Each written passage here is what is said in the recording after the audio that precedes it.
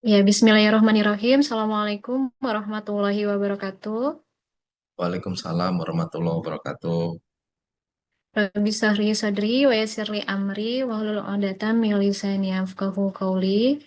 Puji syukur kehadirat Allah Subhanahu wa taala karena atas berkat limpahan kasih sayangnya kita bisa berkumpul bersama di sini dalam kegiatan sosialisasi PKM di lingkungan Fakultas Teknik Untirta. Sholawat dan salam tak lupa kita curahkan kepada junjungan besar Nabi besar kita Nabi Muhammad Shallallahu Alaihi Wasallam yang terhormat Dekan Fakultas Teknik dan jajarannya dalam hal ini dihadiri oleh Bapak WD3 yaitu Bapak Dr. Dwinanto STMT yang kami hormati Ketua PKM Center Ibu Midya Rahma SPDMT yang kami hormati narasumber dan Bapak Ibu dosen yang hadir pada kegiatan hari ini serta mahasiswa Fakultas Teknik Untirta yang kami banggakan. Baik, sebelumnya di sini saya Ayu dari dosen Teknik Industri. Izinkan saya membacakan susunan acara pada kegiatan hari ini.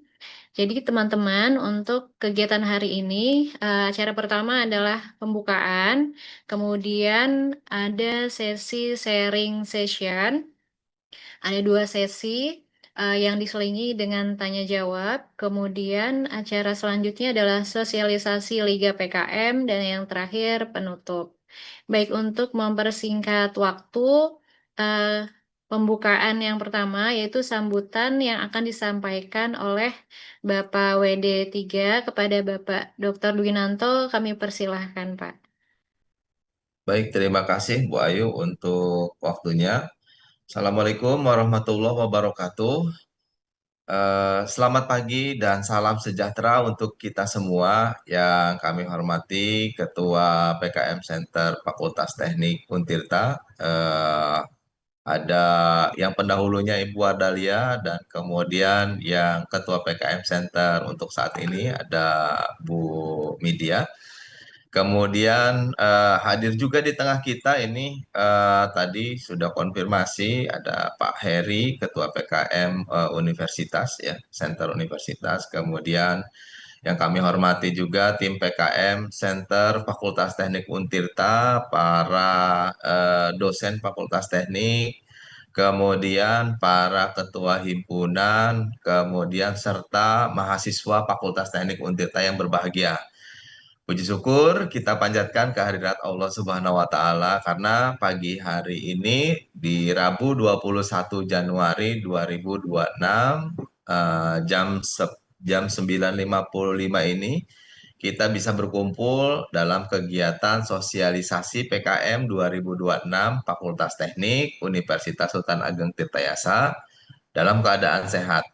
Pada kesempatan yang baik ini kita menghadirkan narasumber-narasumber luar biasa ya. Jadi mohon izin kami di sini biasa memanggil para mahasiswa kami itu adalah Jawara Muda. Jadi ada hadir Jawara Muda yang telah membuktikan kapasitasnya di kompetisi PKM. Nah, telah hadir bersama kita ada Kak BC Anissa Mufida, beliau ini adalah peraih medali emas Timnas PKM 2025 yang terakhir di Universitas Hasanuddin. Kemudian kita juga hadirkan ada delegasi Pimnas PKM tahun 2023 ada Saudara Umar, kemudian ada Saudara Umar ini dari mahasiswa Teknik Metalurgi FTU Untirta yang berhasil lolos hingga PIMNAS 2023. Kemudian ada hadir bersama kita juga ada Saudari Sri ya. Jadi mahasiswa Teknik Kimia FTU Untirta yang berhasil lolos di PIMNAS 2024. Nah, untuk yang mahasiswa yang lolos ke PIMNAS 2025 dari Fakultas Teknik hari ini berhalangan hadir karena ada agenda yang sama.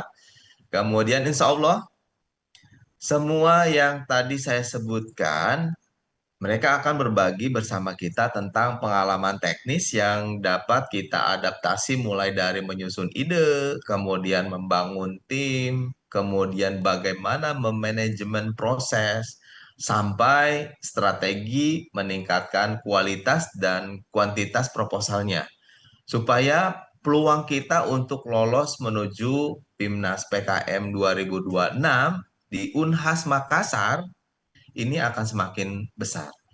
Nah, hadirin yang kami hormati, PKM bukan sekedar lomba. Jadi PKM itu adalah proses pembelajaran yang membentuk kemampuan riset, problem solving, kolaborasi, komunikasi ilmiah, dan keberanian untuk menuntaskan karya. Karena itu tahun ini Fakultas Teknik akan menyelenggarakan Liga PKM Fakultas Teknik Untirta. Jadi apa itu nanti Liga PKM FT Untirta? Nanti akan dijelaskan berikutnya secara detail oleh tim PKM Center.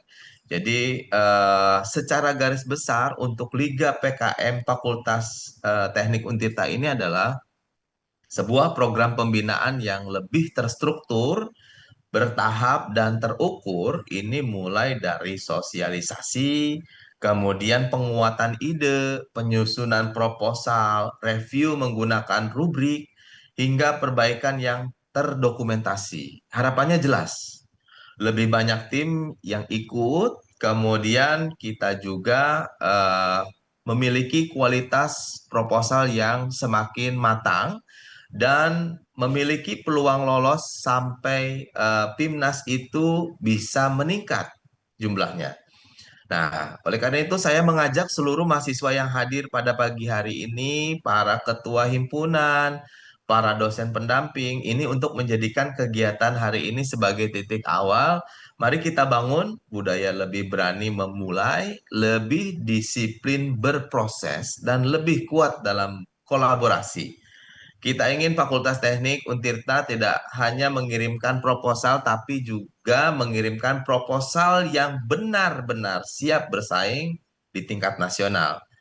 Akhir kata, saya ucapkan terima kasih untuk seluruh pihak yang telah menyiapkan acara ini, PKM Center Fakultas Teknik, kemudian PKM Universitas, para dosen, panitia, dan seluruh peserta yang hadir dengan mengucap Bismillahirrahmanirrahim.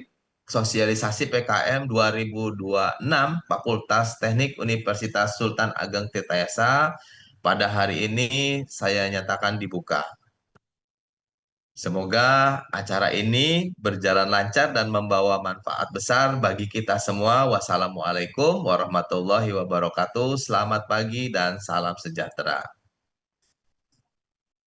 Waalaikumsalam warahmatullahi wabarakatuh. Terima kasih Bapak Dwinanto yang telah menyampaikan sambutannya. Jadi teman-teman diharapkan hari ini teman-teman bisa mendapatkan banyak ilmu gitu ya dari para narasumber agar semakin banyak tim dari FT ini yang bisa lolos PKM bahkan sampai ke PIMNAS begitu ya. Baik, kita mulai ke acara inti yaitu pembekalan proposal dan sharing session dengan narasumber. Kegiatan ini nanti akan dimoderatori oleh Bapak Haroki. Baik, kepada Bapak Haroki kami persilahkan.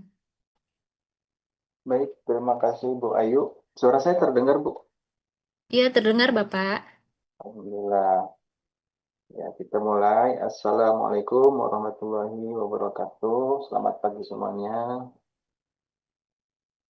Ya, Alhamdulillah eh, hari ini kita akan memulai pembekalan proposal strategi untuk menyusun PKM lolos Timnas. Dan kalau dilihat partisipannya, Alhamdulillah lebih dari 130. Dan kita harus bersyukur, Alhamdulillah saya ucapkan selamat datang kepada narasumber kita. Pertama, Saudari Bese Anida Mufida. Halo Kak, selamat pagi. Selamat pagi, Bapak. Ya, eh, namanya dipanggilnya apa ya? Anissa aja, Bapak, biar lebih Oh, mudah. Anissa. Oke, terima kasih. Selamat pagi ya, Kak Anissa. Terima kasih sudah berkenan untuk berbagi bersama para mahasiswa kami di Teknik Kimia Untirta.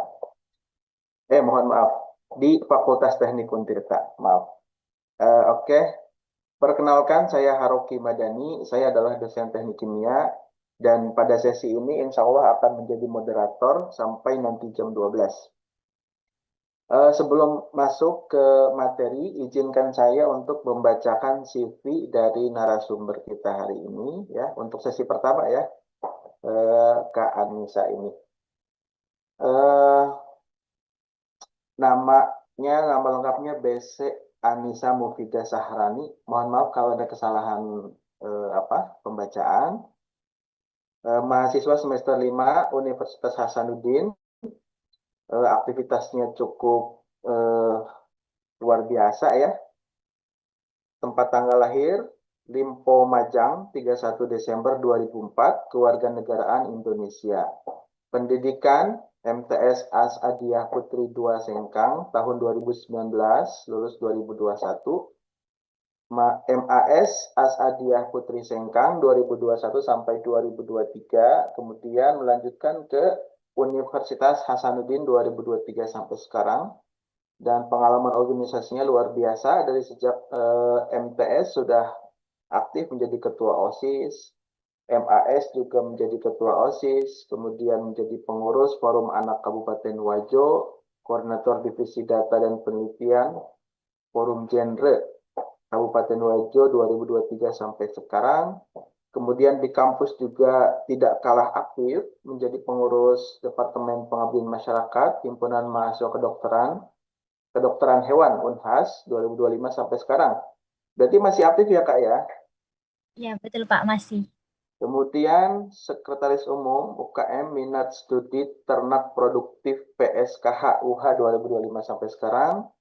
Kemudian pengurus bidang penalaran UKM Karya dan Ekspresi Mahasiswa PSKH UH 2025 sampai sekarang.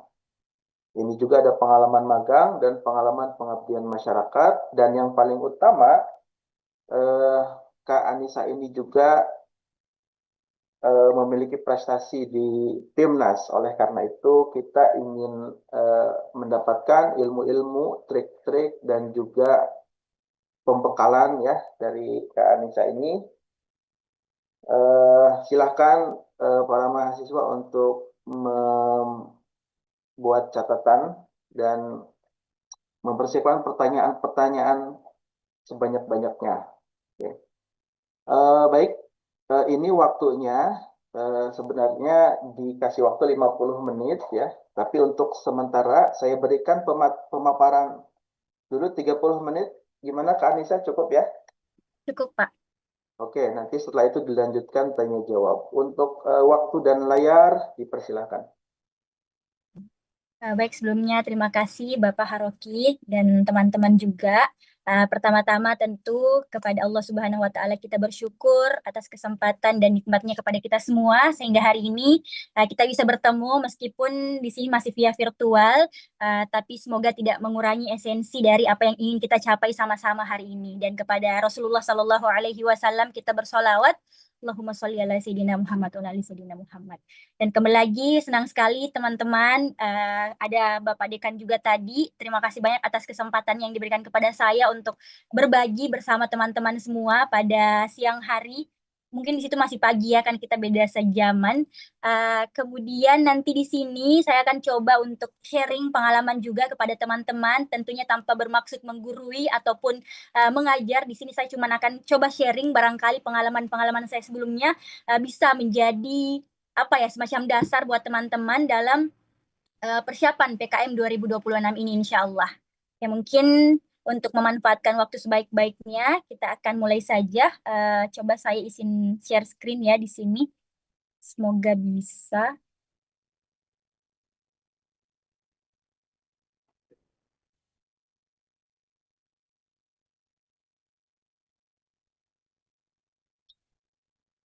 Oke, sebelumnya apakah layarnya terlihat? Sudah ada. Ya, alhamdulillah. Oke, baik teman-teman dan Bapak Ibu dosen sekalian, di sini saya izin untuk memaparkan pengalaman-pengalaman saya sebelumnya. Di sini kita sama-sama tentunya tujuannya untuk bagaimana kita bisa menyukseskan PKM 2026, utamanya dari teman-teman Fakultas Teknik Untirta. Yang pertama, tentu untuk berangkat menjadi peserta PKM tentu kita harus membawa sebuah ide, sebuah gagasan yang nantinya akan kita coba gali lebih dalam untuk menemukan benang-benang merahnya, entah itu berupa solusinya ataupun hal-hal yang dapat bermanfaat secara umum dan juga secara khusus begitu. Nah, yang pertama di sini saya akan coba berbagi bagaimana cara saya kemarin menemukan ide PKM. Nah, sebenarnya ide PKM itu sangat dekat dengan kita. Artinya apa? Kita bisa mengambil ide-ide ataupun masalah yang ada di sekitar kita, teman-teman. Utamanya kita sebagai seorang mahasiswa. Nah, idenya datang dari mana saja? Kita sebagai seorang mahasiswa tentu kita bisa melihat dari kampus, kemudian juga ini ada masyarakat ataupun organisasi bagi teman-teman yang aktif organisasi, magang ataupun KKN. Nah, ini tentu kembali lagi sama skema ataupun skim PKM-nya. Nah, biasanya kalau misalkan nih PKM-PM, pengabdian masyarakat, berdasarkan pengalaman-pengalaman kemarin dan juga saya saksikan peserta-peserta PIMNAS, biasanya mereka dapatkan kalau PM itu ketika mereka terjun ke masyarakat seperti KKN ataupun magang. Nah, di situ tiba-tiba mereka menemukan sebuah masalah yang sangat butuh pengabdian gitu. Nah, makanya dari situ muncullah ide-ide baru. Nah, begitupun dengan riset. Kalau riset mungkin ini berkenaan dengan bidang ilmu kita. Nah, ini bisa kita dapat dari mata kuliah kah atau mungkin hal-hal yang berkaitan dengan jurusan kita seperti itu kalau riset. Karena memang riset catatannya itu kalau misalkan skim riset, entah itu riset eksakta atau riset sosial humaniora, harus sesuai sangat sejalur dengan bidang keilmuan dari peserta PKM itu. Beda dengan pengabdian masyarakat, boleh tidak harus relevan dengan jurusan kita seperti itu. Nah, jadi hal-hal seperti itu harus betul-betul kita pahami mana skim yang membutuhkan relevansi dengan jurusan, mana juga skim yang tidak perlu begitu. Nah, kemudian bagaimana kemudian kita menyusun idenya ini? Tentu yang pertama tadi seperti yang saya katakan berangkat dari sebuah masalah. Nah, masalah di sini teman-teman yang harus kita pahami, masalah yang dimaksud adalah masalah yang betul-betul masalah, karena tidak jarang kemarin dari pengalaman-pengalaman kemarin berdasarkan juga bimbingan-bimbingan dari kampus saya itu banyak sebenarnya yang mengangkat ide, tapi itu sebenarnya bukan masalah yang betul-betul ada, bukan masalah yang nyata, tapi istilahnya kayak kitanya gitu yang buat-buat itu agar dia terdengar seperti masalah. Nah, hal-hal seperti itu harus dihindari. Jadi betul-betul kita harus berangkat dari sebuah masalah yang betul-betul masalah gitu, yang bakalan berlanjut lagi punya dampak gitu. Artinya apa? Ketika masalah ini tidak diselesaikan, dia akan punya dampak buruk, dampak negatif. Makanya kita harus hadir untuk membawa celah solusi. Nah, kenapa di sini dikatakan celah solusi? Karena bisa dikatakan hampir semua masalah yang ada di sekitar kita sebenarnya sudah punya solusi. Cuman kita ini sebagai peserta PKM datang membawa solusi yang baru atau solusi yang lebih inovatif ataupun solusi yang lebih baik dari solusi yang sudah ada sebelumnya. Nah, itu yang sebagai catatannya. Seperti itu. Nah, kemudian pastikan idenya yang pertama relevan dengan tema PKM 2026 ya di sini harusnya. Nah, di sini teman-teman harus pahami bahwa ada beberapa tema PKM yang sudah ditentukan memang oleh pelaksananya. Nanti mungkin bakal ada perubahan, tapi selama belum ada pedoman yang keluar, teman-teman bisa berpegangan pada pedoman 2025 ataupun pedoman sebelumnya. Nah, salah satu kemarin, karena saya skim riset ya teman-teman, riset sosial humaniora kemarin, tema yang saya angkat itu adalah tema yang pendidikan dan penguatan teknologi seperti itu. Nah, jadi pastikan idenya itu tercakup dari tema-tema ini. Bakal ada banyak sekali tema, kalau tidak salah ada 10 tema dari PKM 2025 kemarin, termasuk juga ada pemberdayaan perempuan dan perlindungan anak, dan lain sebagainya. Seperti itu. Teman-teman bisa baca panduannya nanti secara lebih jelasnya. Nah, kemudian ini sesuai bidang keilmuan tim, seperti yang tadi saya katakan, dan catatan juga, program ataupun riset ataupun ide yang kita gagas ini, pastikan itu realistis dikerjakan 3-4 bulan. Jangan sampai kita memilih masalah yang sangat besar yang sebenarnya itu tidak bisa diselesaikan dalam kurung waktu 3-4 bulan. Seperti yang kita ketahui, PKM kan ada rentang waktunya gitu. Nah, kemudian selanjutnya, bagaimana setelah kita sudah punya ide nih? Ide yang mungkin sekiranya masih abstrak, kemudian kita ingin coba susun menjadi sebuah gagasan PKM. Nah, yang pertama adalah, poin pertama adalah spesifik. Spesifik di sini artinya, ide ataupun masalah yang sudah ada kita dapatkan, kita buatnya lebih spesifik dengan cara menentukan beberapa poin. Yang pertama, pastikan dia bisa menjawab siapa sih sebenarnya target, sasaran, ataupun tujuan dari ide ini gitu. Siapa, apa yang akan kita selesaikan, dan di mana. Kemudian hindari kalimat-kalimat terlalu luas. Dalam artian contohnya seperti ini, meningkatkan kesadaran. Ini kan kesannya kayak masih terlalu luas gitu jangkauannya. Jadi ide PKM itu harus bisa menjawab sesuatu yang spesifik. Dalam artian seperti ini, meningkatkan pengetahuan mahasiswa X terhadap isu Y melalui metode Z. Jadi jelas, spesifik gitu. Batasannya ada, tidak meluas, tidak kemana-mana. Nah, karena ketika ada ide yang masih terlalu luas, ini bakalan kesulitan ke depannya, entah itu untuk menentukan solusinya, entah itu untuk menentukan metodenya, dan lain sebagainya. Nah, kemudian yang kedua, dalam menyusun ide menjadi sebuah gagasan PKM, harus ada data awal. Data awal di sini dapat berupa hasil observasi lapangan, seperti tadi, misalkan PKMK, kewirausahaan. Nah, kita harus punya data observasi lapangan, maksudnya kayak target pasarnya seperti apa sih di lapangan, orang-orang butuhnya produk seperti apa sih, konsumen carinya produk seperti apa sih. Nah, seperti itu. Kemudian juga bisa dalam wawancara singkat, ini biasanya wawancara singkat untuk skim PM, misalkan dalam mitranya ini ada mitra yang harus kita wawancari terlebih dahulu, betul-betul masalahnya seperti apa yang membutuhkan pengabdian. Kemudian kalau misalkan skim riset nih, harus ada data, entah itu data statistik, data yang bersumber dari penelitian sebelumnya, ataupun laporan-laporan yang bersifat ilmiah. Jadi, data awal ini, kenapa kita butuh data awal? Karena untuk memastikan bahwa masalahnya itu betul-betul ada. Nah, idenya itu tidak hanya sekedar asumsi seperti itu. Dan data ini harus bersifat spesifik. Bukan hanya kita menyatakan ada banyak korban misalkan korban begal gitu, dan itu kan banyaknya masih bersifat ambigu. Jadi kalau data yang kita sajikan itu harus betul-betul spesifik, ada berapa gitu untuk data awal teman-teman. Nah, kemudian ini kita harus fokus ke masalah utama, tentukan masalah inti, bukan banyak masalah sekaligus. Memang awalnya bakalan ketika kita mencari ide akan timbul masalah yang masih bersifat umum. Nah, makanya untuk membawa ide ini menjadi sebuah gagasan, kita harus menentukan masalah utama dari ide kita itu. Jangan sampai dalam sebuah proposal ada banyak masalah yang dibahas seperti itu. Jadi kita harus betul-betul spesifikkan sebelum lanjut nantinya untuk menentukan hal-hal seperti metode, kemudian penyelesaian dan lain sebagainya. Seperti itu.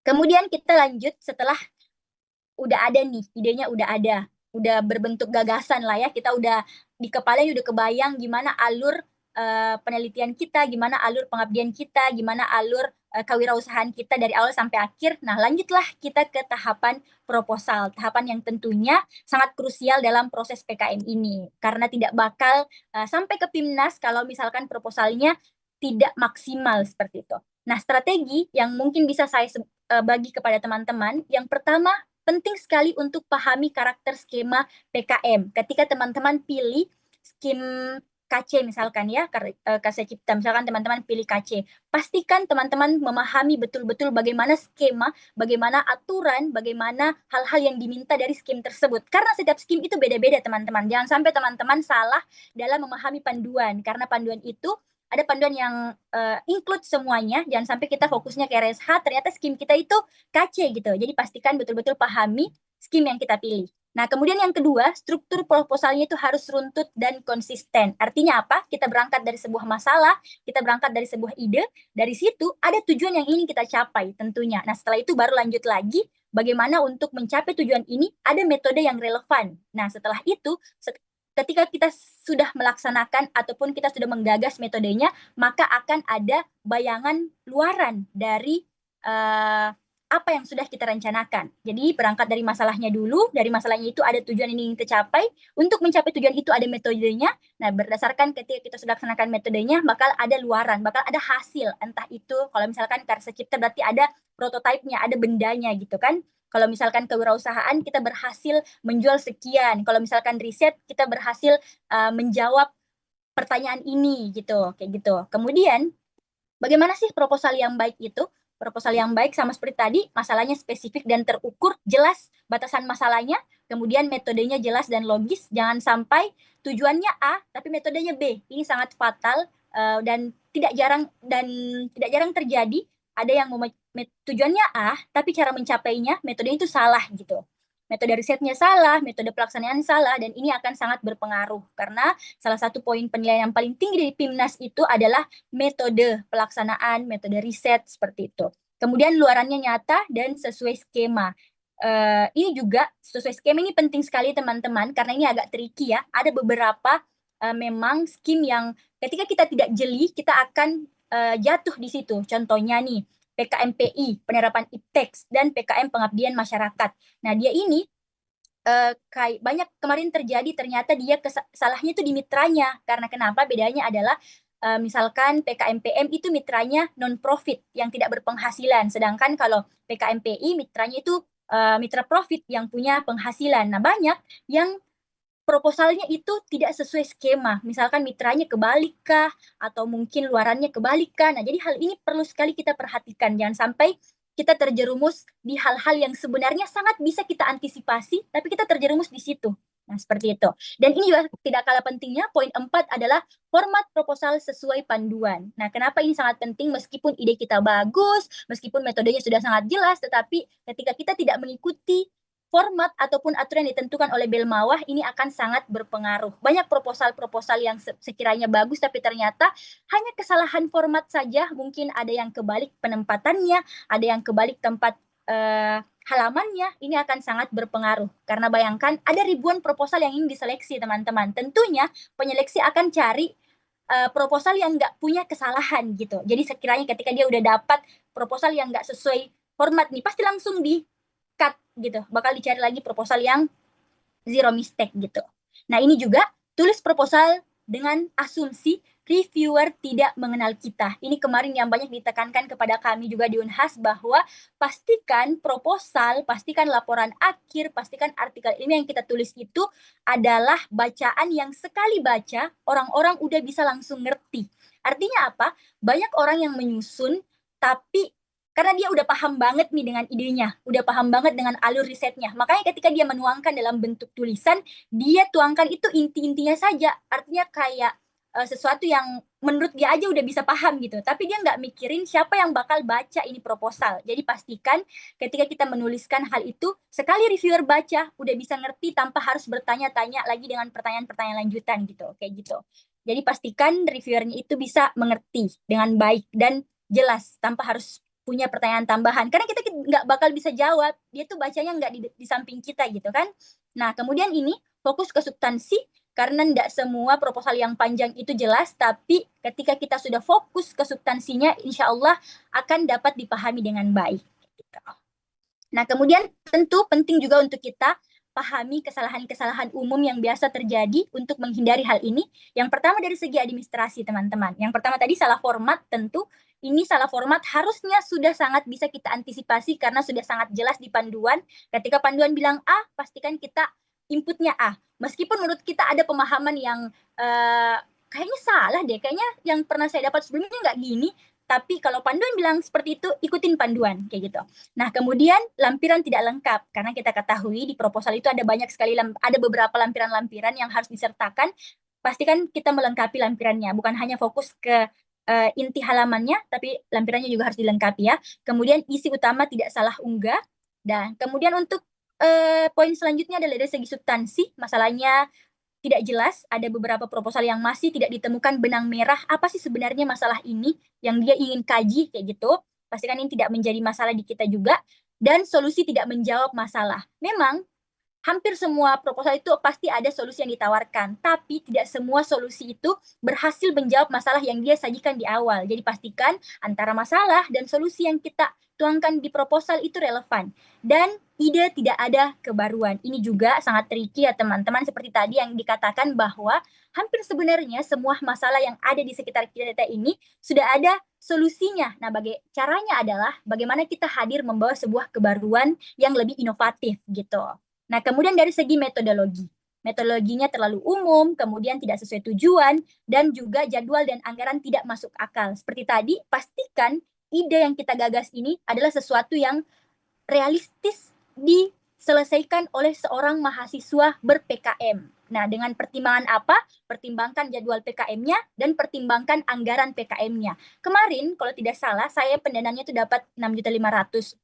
Jadi pastikan betul-betul yang kita sajikan itu bisa di-cover sama pendanaan PKM. Jangan sampai kita menawarkan ide yang bisa diselesaikan dengan 50 juta anggaran. Kan itu nggak make sense gitu. Jadi pastikan hal-halnya make sense sesuai dengan apa ketentuan-ketentuan dari Belmawa. Teknik penulisan, inkonsistensi istilah. Artinya apa? Banyak proposal yang gugur karena tidak konsisten dalam memasukkan istilah-istilah. Istilah-istilah seperti apa? Misalkan dalam mensitasi ataupun memberikan catatan kaki. Ada yang pakai et al, ada juga yang pakai DKK. Nah, ini kan tidak konsisten artinya. Ketika kita pakai DKK dari awal, pastikan seluruh isi proposalnya juga pakai DKK. Ketika kita pakai dan DAN, pastikan semuanya dan, jangan ada dan simbol. Jadi perlu untuk mempertahankan konsistensi istilah dalam proposal tersebut. Jadi, kemudian referensi tidak relevan. Pastikan referensinya bisa terbaru, kemudian referensinya betul-betul berkenaan dengan apa yang kita bahas. Karena katanya ada reviewer juga yang perhatikan sekali daftar-daftar pustaka yang kita gunakan. Jadi pastikan referensi yang kita gunakan ini relevan. Dan typo berlebihan ini juga sangat berpengaruh, teman-teman. Selanjutnya, peran dosen pendamping. Ini sangat penting dalam penyusunan proposal. Yang pertama, karena sangat berpengaruh sekali, dan ini juga kadang juri-juri di PIMNAS mention peran dosen pendampingnya gimana sih? Dosen pendampingnya jurusan apa? Kenapa milih dosen pendamping itu? Jadi pastikan dari awal kita nggak jatuh di hal-hal seperti ini. Nah, bagaimana caranya? Tentu kita harus pahami terlebih dahulu apa peran dosen pendamping dalam timnya kita. Yang pertama adalah pengarah substansi tentunya, kemudian penguji logika ide, kemudian dia harus bisa memberikan kita validitas atas metode yang kita lakukan. Nah, caranya seperti apa? Tentu dengan pilih dosen pendamping yang sesuai dengan riset ataupun ide yang kita akan lakukan. Yang pertama, keilmuannya sesuai dengan konsep ide. Ini tentunya penting agar nantinya ketika konsultasi bisa lebih mudah ataupun lebih relevan gitu. Kemudian komunikatif dan fast respon dan mudah ditemui. Tentu teman-teman paham juga ya bagaimana susahnya kalau misalkan kita tidak bisa memperlancar jalur komunikasi dengan dosen gitu. Makanya pilih dosen pendamping yang sekiranya bisa mempermudah jalan teman-teman seperti itu.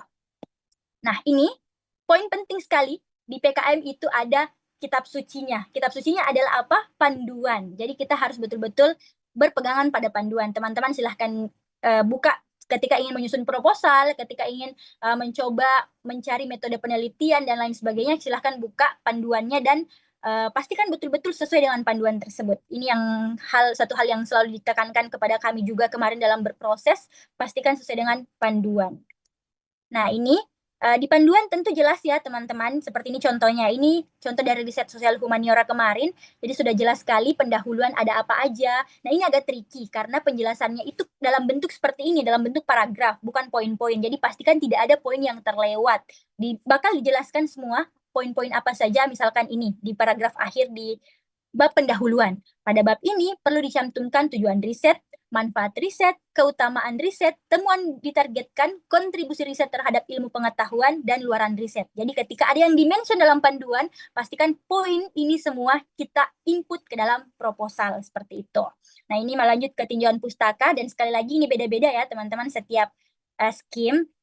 Dan ini juga anggaran dan jadwal kegiatan, banyak sekali proposal-proposal yang jatuh di ini, karena pelaksana itu sudah betul-betul menentukan range ataupun batasan, misalkan dari perguruan tinggi berapa, dari Belmao berapa, pastikan sesuai dengan ini semua dan make sense. Jangan sampai kita input barang yang harganya sebenarnya di lapangan 100.000 tapi kita masukkan mungkin 300.000, sangat jomplang seperti itu. Itu bakalan cukup berpengaruh ketika kita mendapatkan reviewer yang jeli. Makanya kita harus hindari hal-hal yang bisa membuat kita jatuh seperti itu. Dan selain itu juga yang tricky adalah daftar pustaka.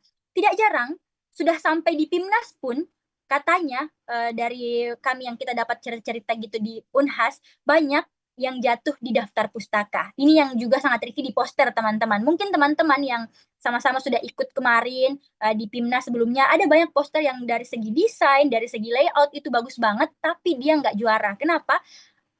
Cuman karena kesalahan daftar pustaka, entah dia tidak alfabetis daftar pustakanya, entah dia tidak sesuai dengan Harvard Style dan lain sebagainya, tidak bisa diberikan medali. Cuman karena kesalahan daftar pustaka. Makanya hal-hal seperti ini, hal-hal yang sebenarnya kecil, tapi betul-betul harus sesuai dengan pedoman seperti itu. Begitupun dengan lampiran-lampiran, harus sesuai, misalkan lampiran 1 biodata ketua anggota. Pastikan kita letakinnya di lampiran 1, jangan sampai biodatanya kita jadikan lampiran 3. Nah, itu hal-hal yang banyak menjadi sebuah kesalahan secara teknis. Seperti itu, teman-teman.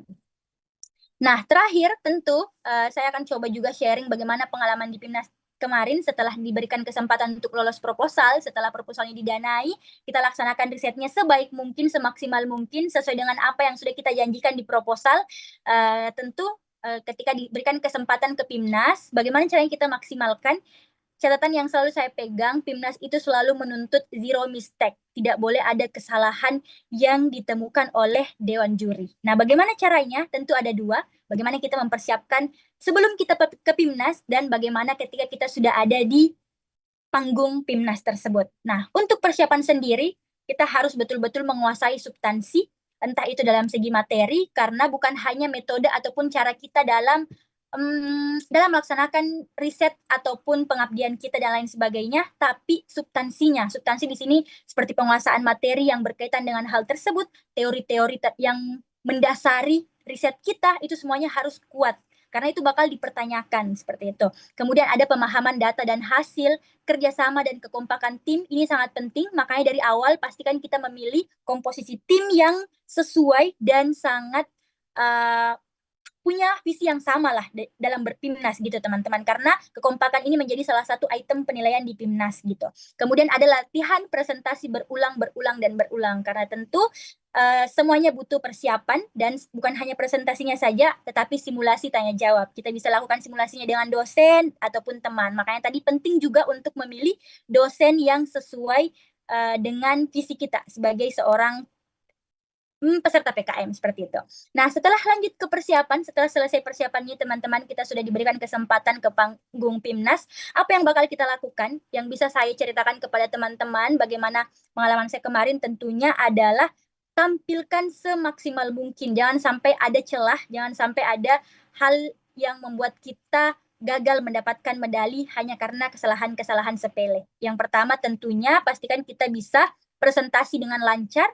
Presentasinya itu runtut, kita jelaskan masalahnya seperti apa, kita jelaskan solusi ataupun temuan-temuan kita, dan bagaimana keberhasilan dari program kita ini gitu, dampak apa yang kita bawa. Jadi sekiranya yang bisa membuat juri itu betul-betul kayak, oh timnya betul-betul berhasil menghasilkan sebuah inovasi yang baru kayak gitu.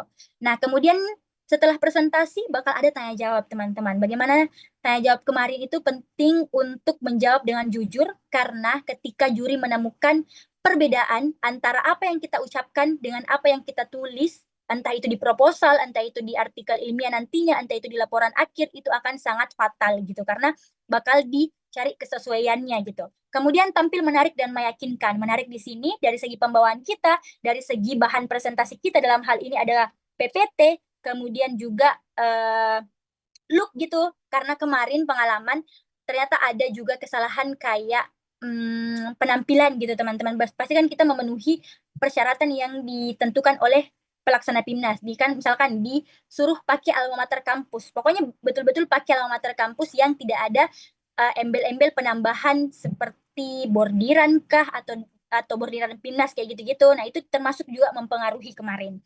Dan mengikuti segala aturan dan ketentuan. Ketentuannya dari segi ketentuan waktu dan lain sebagainya. Karena pengalaman di PIMNAS kemarin juga ada tim yang presentasinya sangat memukau, kemudian juga pembawaannya sangat bagus, tapi dia hanya lebih 3 detik saja. 3 detik waktunya nggak bisa langsung di-cut, nggak bisa dapat medali. Karena kenapa? Ya ketentuannya emang 10 menit presentasi. Ketika kita presentasi 10 menit 3 detik, nggak bisa dapat apa-apa kayak gitu teman-teman. Jadi pastikan kita mengikuti alur ataupun flow yang sudah ditentukan oleh pelaksana PIMNAS seperti itu. Oke, saya rasa seperti itu teman-teman. Semoga ada yang bisa teman-teman petik dan dapat bermanfaat bagi teman-teman. Sebagai penutup juga bahwa PKM bukan tentang siapa yang paling siap, tetapi siapa yang mau mulai dan konsisten. Karena ide tidak perlu sempurna di awal, tapi dia akan disempurnakan seiring berjalannya proses PKM tersebut. Mungkin kurang lebih seperti itu dari saya. Saya kembalikan kepada Bapak Moderator. Terima kasih. Baik, terima kasih atas pemaparannya yang luar biasa ya. Materinya juga sangat membuka wawasan dan apalagi bagi mahasiswa yang baru mau ikut PIMNAS tahun ini ya.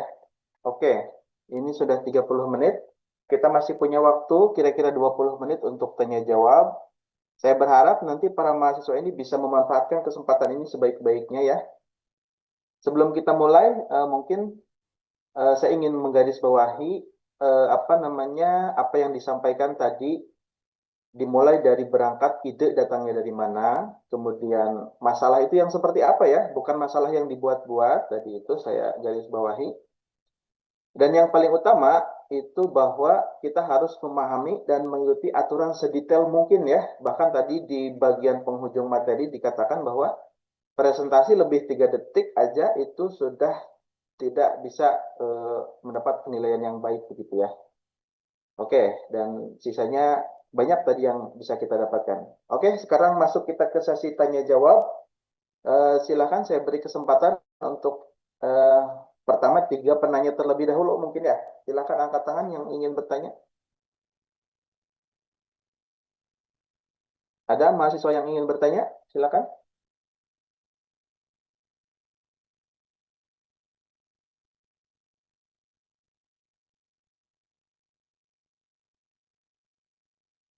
Halo?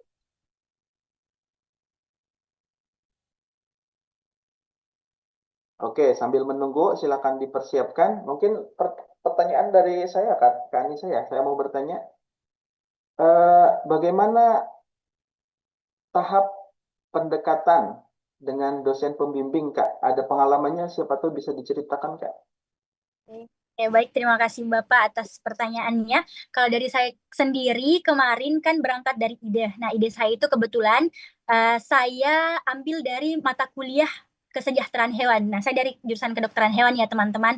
Nah, saya dapat ide tentang kesejahteraan hewan. Nah, dari situ saya coba pikirkan di prodi saya, siapa ya dosen yang punya keilmuan yang ahli di bidang kesejahteraan hewan. Nah, setelah itu kita tentu tidak hanya dapat satu nama dosen, tapi ada beberapa dosen yang punya relevansi di bidang tersebut. Nah, setelah itu kita pertimbangkan lagi dari segi bagaimana kita bisa reach out dosen tersebut, bagaimana waktu dan kesibukan dosen tersebut, bagaimana dosen tersebut dalam berkomunikasi dengan mahasiswa, apakah mudah untuk ditemui. Nah, dari situ bakal terseleksi satu persatu sampai akhirnya saya dan tim punya satu kandidat dosen yang sekiranya kami anggap punya peluang untuk diajak kerjasama. Dan dari situ kami coba untuk sampaikan bahwa gini Pak, kami punya ide tentang kesejahteraan hewan, gini. Barangkali Bapak bersedia untuk mendampingi kami dalam proses riset ke depannya. Nah, setelah itu Bapaknya juga ACC dan Alhamdulillah seperti dengan apa yang kami harapkan dari awal, komunikasinya lancar dan sesuai dengan bidang keilmuan dosennya, sangat sangat amat mempermudah kami karena dosennya juga ternyata punya relasi yang kuat dengan pemerintah yang ahli di bidang kesejahteraan hewan, dengan dokter-dokter hewan lainnya. Jadi bakal sangat membantu kami dalam proses riset seperti itu Pak, kurang lebih. Oke, terima kasih. Jadi dosen itu memiliki peran yang sangat penting ya, dosen terutama yang mendampingi gitu. Oke, ada yang bertanya, silakan ada 2 ya. Ini silakan Pak Aditya pertama, silakan Pak. Ya, terima kasih untuk Pak Haroki. Yang pertama saya mau sampaikan dulu terima kasih saya untuk Mbak BC Anissa ya. Salam untuk Dokter Anjani gitu karena kalau nggak karena beliau mungkin kita nggak bisa ketemu di hari ini. Eh, apa namanya? Yang pertama sih saya mau nyampaikan eh, bertanya terkait bagaimana sih pengelolaan PKM di Unhas itu. Sehingga kalau saya lihat kan beberapa waktu terakhir di Unhas ini melejit pesat gitu ya dari tadinya ada di 10 besar, 10 besar, 5 besar, terus 2 tahun terakhir ini juara umum berturut-turut gitu ya. Jadi kami juga di Tirta pengen belajar gimana sih pengelolaannya di Unhas. Yang pertama itu, lalu yang kedua terkait masalah eh, proposalnya gitu ya. Kalau di proposalnya itu pasti kan yang pertama kita lihat format dan lain-lain. Nah, tetapi ada faktor non teknis yang biasanya di kendala mahasiswa itu dari kelompok berlima itu biasanya yang kerja hanya beberapa. Kalau di timnya Mbak Besi sendiri dulu gimana sih pembagian tugasnya dan kalau ada anggota yang kurang aktif atau dan lain-lain itu gimana? Terima kasih Pak Rocky. Ya, silakan. Ini tadi Kak. Oke. Baik, terima kasih Bapak Aditya ya. Insya Allah nanti disalamkan juga sama Dokter Anjani. Beliau juga salah satu dosen saya di Prodi Kedokteran Hewan.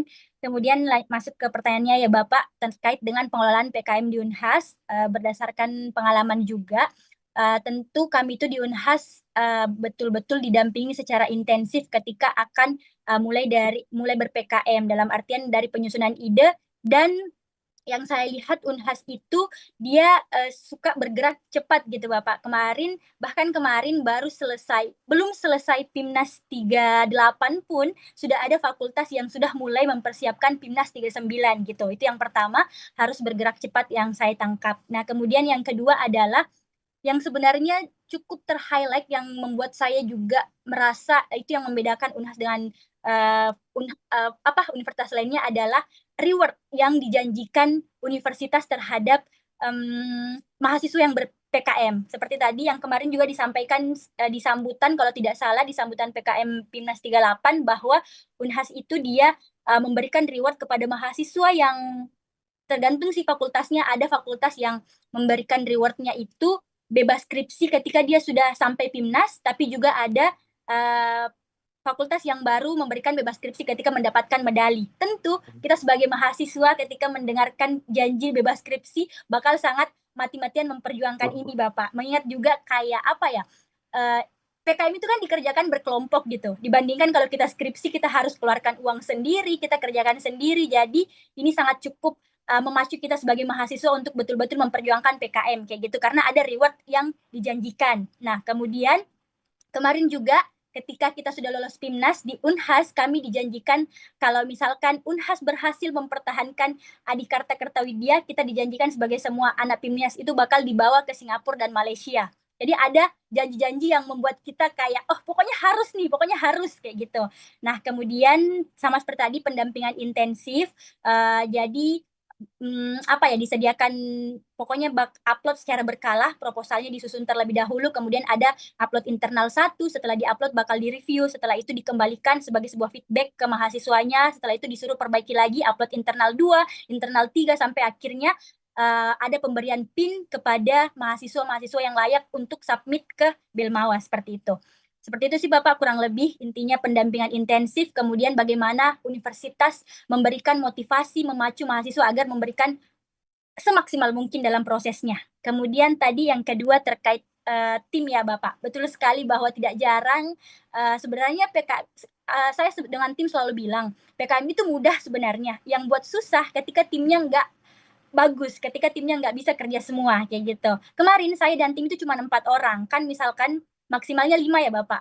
Tapi saya dan tim cuma 4 orang yang maju, karena memang dari awal kita dapatnya 4 orang, makanya caranya adalah kita berdayakan semua 4 yang ada. Jadi betul-betul harus jelas pemetaan job desk-nya kayak gitu. Jadi misalkan 1 orang, kamu cari data, kamu cari referensi ilmiah, kamu cari, pokoknya betul-betul kamu yang urus anggaran, kamu yang urus editing. Jadi betul-betul dipetakan. Nah, ketika di akhir, ketika yang harusnya pekerjaan itu sudah selesai, bakal ada evaluasi, di mana harusnya selesai dengan target misalkan seperti ini, tapi dia nggak berhasil, itu bakal kita diskusikan sama-sama lagi buat diberikan mungkin semacam peringatan biar bisa lebih diperhatikan kayak gitu. Intinya pastikan semua orang yang ada di tim itu bisa diberdayakan dengan baik kayak gitu. Dan terjadi makanya Bapak catatan juga dari saya kemarin, pastikan ketika teman-teman ingin membentuk tim, orang-orang yang teman-teman ajak untuk bergabung itu adalah orang-orang yang memang berjiwa Pimnas gitu. Berjiwa Pimnas dalam artian dia tidak malas, dia punya kemampuan untuk mengaplikasikan laptop, dia punya kemampuan komunikasi yang baik, dia juga punya basic editing, itu sangat penting juga. Jadi dari awal memang sudah ditentukan sebaik-baik mungkin. Seperti itu sih Bapak kurang lebih. Semoga bisa menjawab. Terima kasih. Ya, baik, terima kasih Mbak Bese. Jadi nanti tolong Pak WD dipikirkan ya terkait hal-hal yang bisa menunjang mahasiswa kita untuk bisa lebih berprestasi di PIMNAS. Terima kasih. Oke, terima kasih Pak Aditya dan terima kasih jawabannya ya. Kak Anissa itu sangat memberi insight untuk kami. Selanjutnya ada yang angkat tangan ini Bayu Aditya Akbar dari Teknik Metalurgi. Silakan. Ya, Assalamualaikum warahmatullahi wabarakatuh. Perkenalkan, saya Bayurti Akbar dari Teknik Meteorologi Untirta Angkatan 24. Izin bertanya, Kak Anissa. eh, yang pertama, jadi saya belakangan ini sedang men-sharing-sharing dengan senior mengenai PKM ini, dan ada beberapa pertanyaan yang mungkin relate gitu dengan reward pendanaan PKM tahun lalu.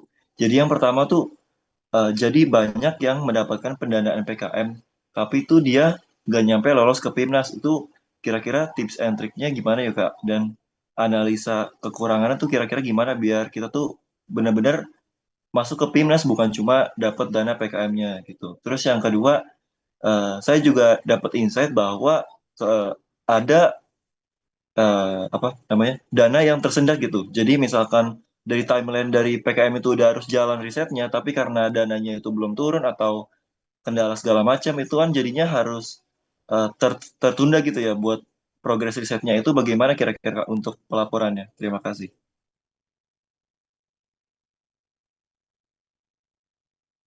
Oke, terima kasih. Bayu, silakan Kak Anissa.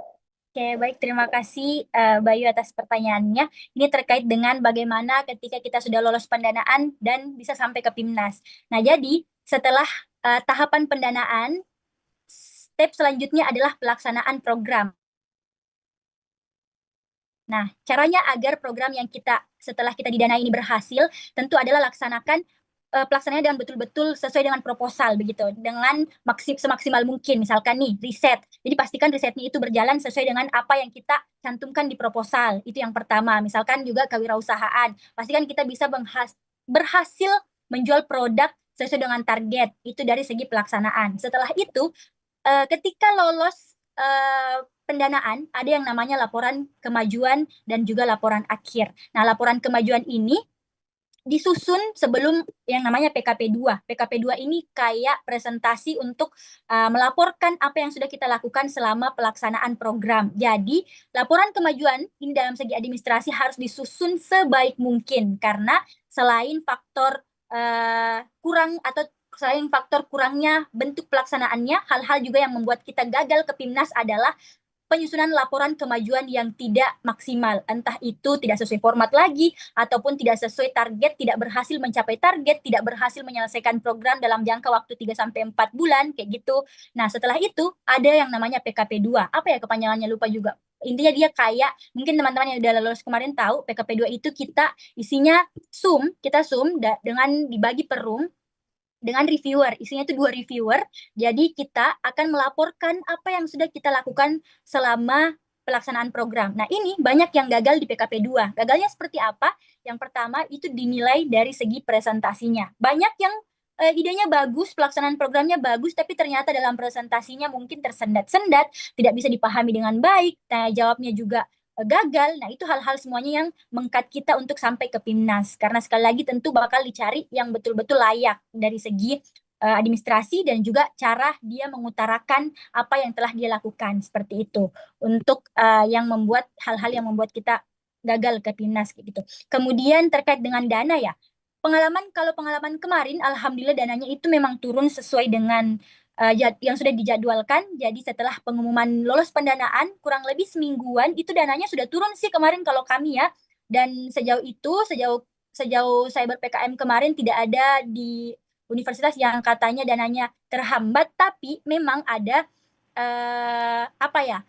Dana itu turun cuma 90% awal. Nah, 10% memang masih ditahan yang bakal diberikan setelah selesainya program seperti itu. Jadi mungkin kalau ada hal-hal seperti itu yang terhambat turun dananya, ini mungkin perlu ada komunikasi antara pihak kampus dengan Belmawa, karena ini mungkin ada kesalahan teknis dari Belmawa, dari kementerian, sehingga dana tidak tersalurkan gitu. Kayak gitu sih kurang lebih.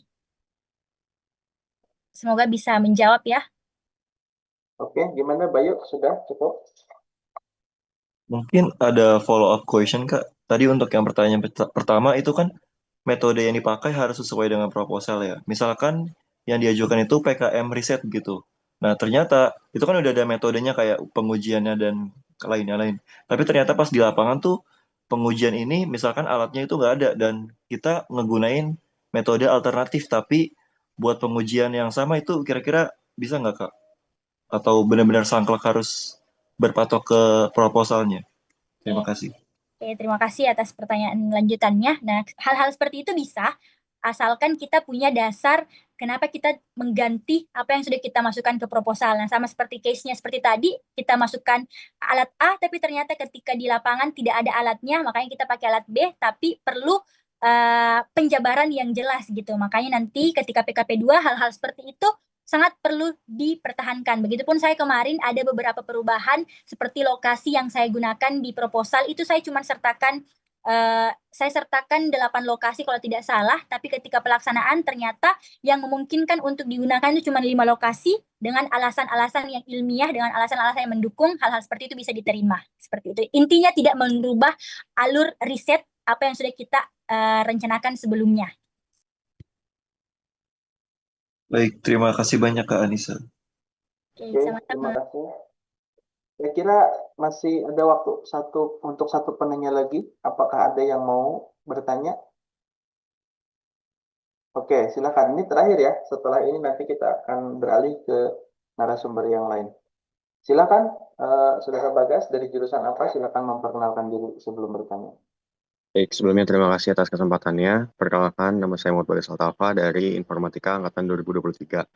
Sebelumnya ingin bertanya terkait dengan fondasi sih. Jadi baiknya kita nyari ide sendiri dulu, baru kita nyari orang-orang untuk kita ajak di tim, atau kita nyari tim bareng-bareng, terus kita brainstorming, nyari ide bareng-bareng pada saat setelah menentukan satu tim tersebut. Jadi brainstorming bareng-bareng. Lalu yang kedua adalah terkait dengan penulisan anggaran, Kak. Jadi baiknya kita pentokin di anggaran yang tertulis di panduan atau bagaimana, Kak? Seperti itu. Soalnya khawatir kalau misalkan kita maksimalin kayak, wah ini terlalu di markup harganya, terus kalau misalkan kita nulis terlalu rendah, malah kayak dikira ide kita belum belum bisa dioptimalin gitu, Kak. Seperti itu sih, Kak. Terima kasih. Silakan, Kak. Oke, baik. Terima kasih atas pertanyaannya. Tadi terkait dengan langkah awal ya. Apakah kita tentukan idenya dulu atau timnya dulu? Sebenarnya kedua-duanya bisa. Ini tergantung situasi lagi ya. Sebenarnya bisa karena yang pertama, ketika kita punya ide, itu bagus sekali sebenarnya kalau kita berangkat dari ide kita sendiri. Karena nantinya kita bakalan lebih jeli lagi memilih orang-orang yang memang cocok dengan idenya kita ini. Itu bisa sekali. Nah, kemudian kalau hal yang kedua, idenya dulu timnya dulu baru idenya pun boleh. Nah, hal ini tentu situasi ini bakalan berlaku ketika kita punya jiwa yang sangat ingin ikut PKM tapi sejauh ini belum punya ide yang mantap gitu. Nah, nggak masalah, silahkan teman-teman reach out orang-orang yang teman-teman rasa punya jiwa PKM juga, terus di brainstorming sama-sama gitu. Kira-kira apa ya yang bisa kita lakukan sama-sama untuk lanjut. Jadi nggak ada ketentuan ide dulu atau tim dulu, tergantung situasinya seperti apa. Ketika punya ide lebih bagus lagi, tapi kalau tidak ada silahkan cari orang-orang yang bisa diajak berdiskusi untuk temukan ide-ide yang layak untuk dibawa ke PKM kayak gitu. Kemudian terkait dengan anggaran, kalau anggaran sendiri sama seperti tadi yang dibilang memang agak tricky. Kalau menurut saya ini sangat-sangat tricky. Kemarin itu di tim saya alhamdulillahnya memang ada orang yang ahli di dalam keuangan. Itulah tadi pentingnya memilih orang-orang yang memang layak kita ajak kerjasama karena seperti ini ada pendanaan, ada alokasi anggaran yang bakal sangat tricky. Nah, kalau seperti itu sebenarnya intinya adalah tidak boleh melebihi apa yang sudah ditetapkan sama Belmawa presentasenya gitu. Kayak misalkan dari PT itu maksimal 2 juta, pastikan 2 juta. Entah itu dia boleh mentok nggak apa-apa, cuman sejauh ini dari Unhas juga nggak pernah ngasih yang betul-betul mentok gitu. Nggak ada pertimbangan bagaimana sih, cuman kami disarankan betul-betul pakai angka yang make sense gitu. Tapi tidak juga dengan angka terendah, teman-teman. Jangan pakai misalkan produk A harganya mungkin 50.000, harga paling murah ini di lapangan. Kalau bisa silahkan di up, karena ini juga apa ya, bagus juga kalau kita dapatnya pendanaannya itu lumayan gitu. Jangan sampai kita dapatnya pendanaannya kurang, sewaktu-waktu ada dana yang membengkak nantinya di dalam proses pengerjaan, itu bakalan kita talangin sendiri dong. Makanya pakai betul-betul pakai angka yang paling ideal, yang nggak terlalu mahal di lapangan, tapi juga bukan angka terendah di harga tersebut, kayak gitu. Kurang lebih sih. Semoga bisa menjawab ya. Oke, gimana? Sudah menjawab?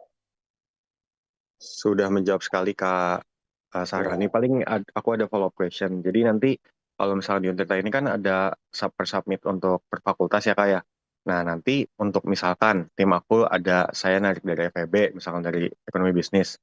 Nah nanti misalkan dia jadi, ya misalkan saya ada narik dari FEB. Nah nanti tapi ide saya itu condongnya malah ke fakultas teknik. Nah tapi ini misalkan case-nya adalah kita submitnya di PKM FEB.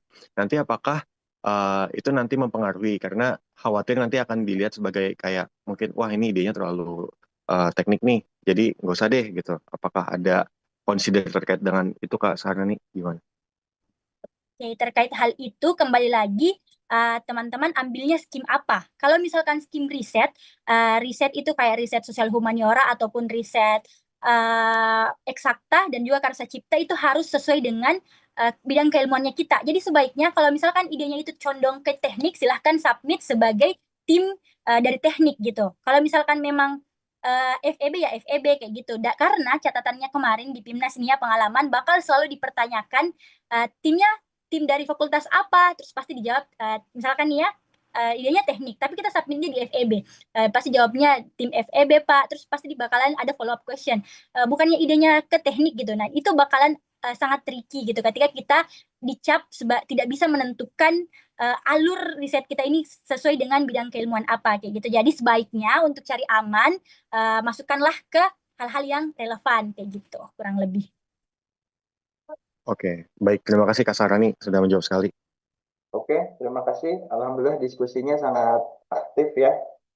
Terima kasih juga atas jawaban-jawabannya dan insight-insightnya. Ini sebetulnya di kolom komentar ada pertanyaan, cuman karena waktunya sudah habis, jadi kita batasi ya. Tapi boleh saya request ke Anissa, apa namanya?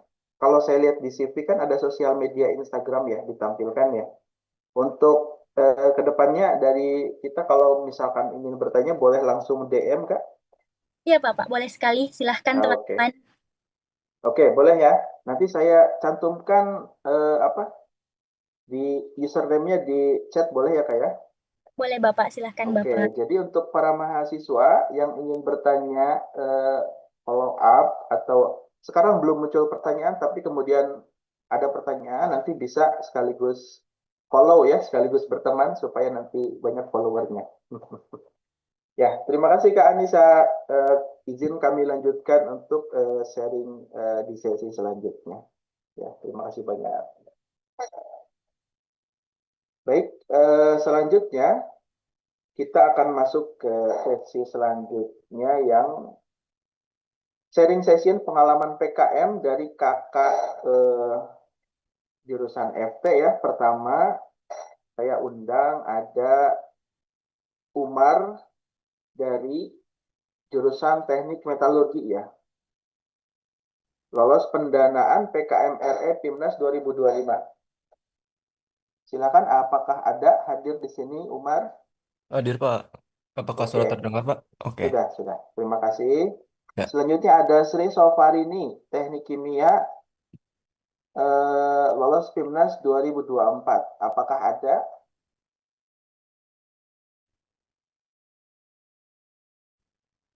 Ada? Belum ada ya?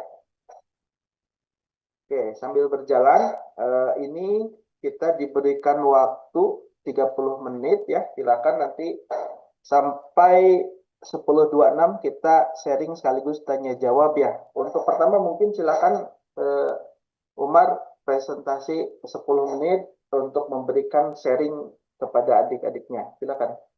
Oke Pak. Izin untuk share screen Pak. Ya, boleh.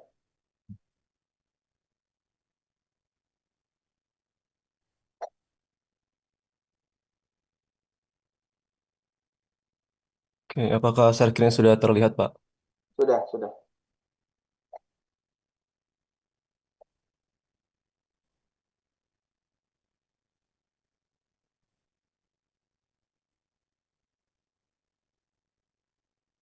Baik, terima kasih pada Pak Haroki.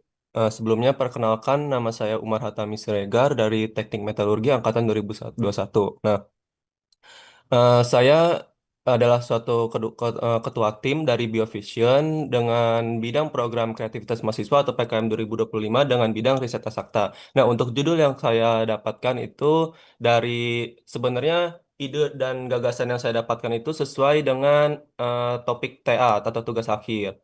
Nah, tapi karena saya mengambil dari teman-teman saya sebelumnya yang lolos pendanaan, itu ada kata tricky terkait dengan adanya suatu pemanfaatan. Karena dari PKM ini kan kepanjangannya itu program kreativitas mahasiswa. Jadi mahasiswa itu harus adanya suatu kreativitas. Nah, dengan uniknya judul saya dengan lolos pendanaan, yaitu saya memanfaatkan limbah tulang ikan bandeng dengan kitosan dan doping seng oksida pada permukaan titanium, paduan titanium untuk aplikasi implan medis. Nah, kenapa sih saya menggunakan limbah tulang ikan bandeng? Itu pertama dari teori-teori pendahuluan, yaitu tulang ikan bandeng itu memiliki yang pertama itu adanya suatu implan untuk maupun implan ortopedi maupun implan medis. Yang pertama, implan ini sering sekali memiliki suatu adanya masalah terkait infeksi. Kemudian maka diperlukannya suatu pelapisan menggunakan lapisan-lapisan yang cocok dengan tepat dengan komposisinya dengan tulang manusia. Nah, untuk paduan titanium itu sendiri yaitu termasuk paduan yang sangat sekali memiliki eh, komposisi itu sesuai dengan kebutuhan dari tulang itu sendiri. Nah, kemudian dari adanya itu, kita menggunakan limbah tulang ikan bandeng. Karena tulang ikan bandeng itu memiliki komposisi dari kalsium maupun fosfor. Itu mirip dengan dengan kandungan tubuh di manusia. Kemudian saya campurkan dengan kitosan. Kitosan karena memiliki sifat bioaktif, kemudian dilanjutkan dengan sifat dari seng oksida, yaitu memiliki sifat antibakterinya.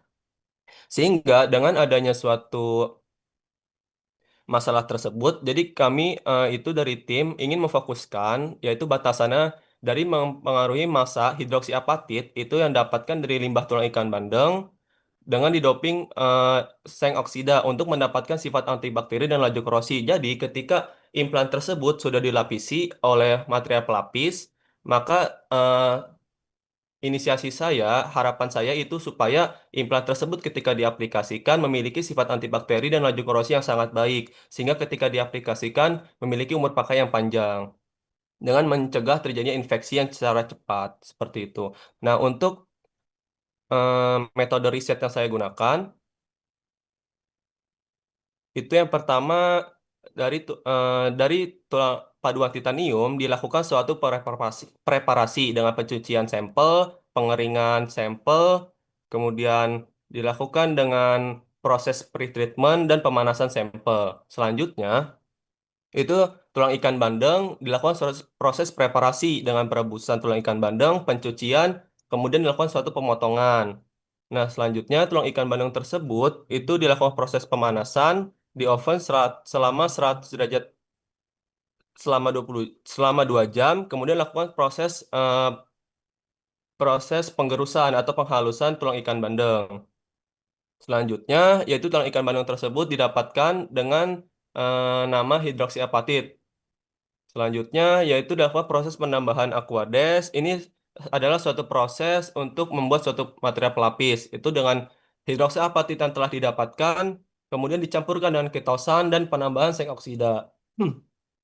Setelah itu, dilakukan proses pelapisan menggunakan deep coating. Nah, deep coating ini termasuk dari mata kuliah teknik metalurgi, yaitu tentang pelapisan. Selanjutnya, baru kita melakukan suatu proses-proses pengujian, yaitu yang pastinya itu dapat sesuai dengan apa yang akan diaplikasikan, yaitu dengan kita melihat mikrostruktur dari eh, dari lapisan yang telah terlapis di permukaan sampel, kemudian dilakukan suatu proses FTIR, pengujian antibakteri dan ketahanan korosi. Kurang lebih seperti itu, Pak, untuk proses-proses dari tim kami. Terima kasih atas paparannya ya. Nanti untuk pertanyaannya digabung aja ya dengan Ya, yang Pak. lain.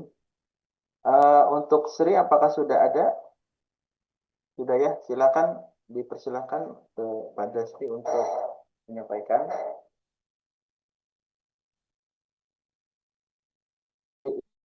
Teknik Kimia Timnas 2024 ya, silakan.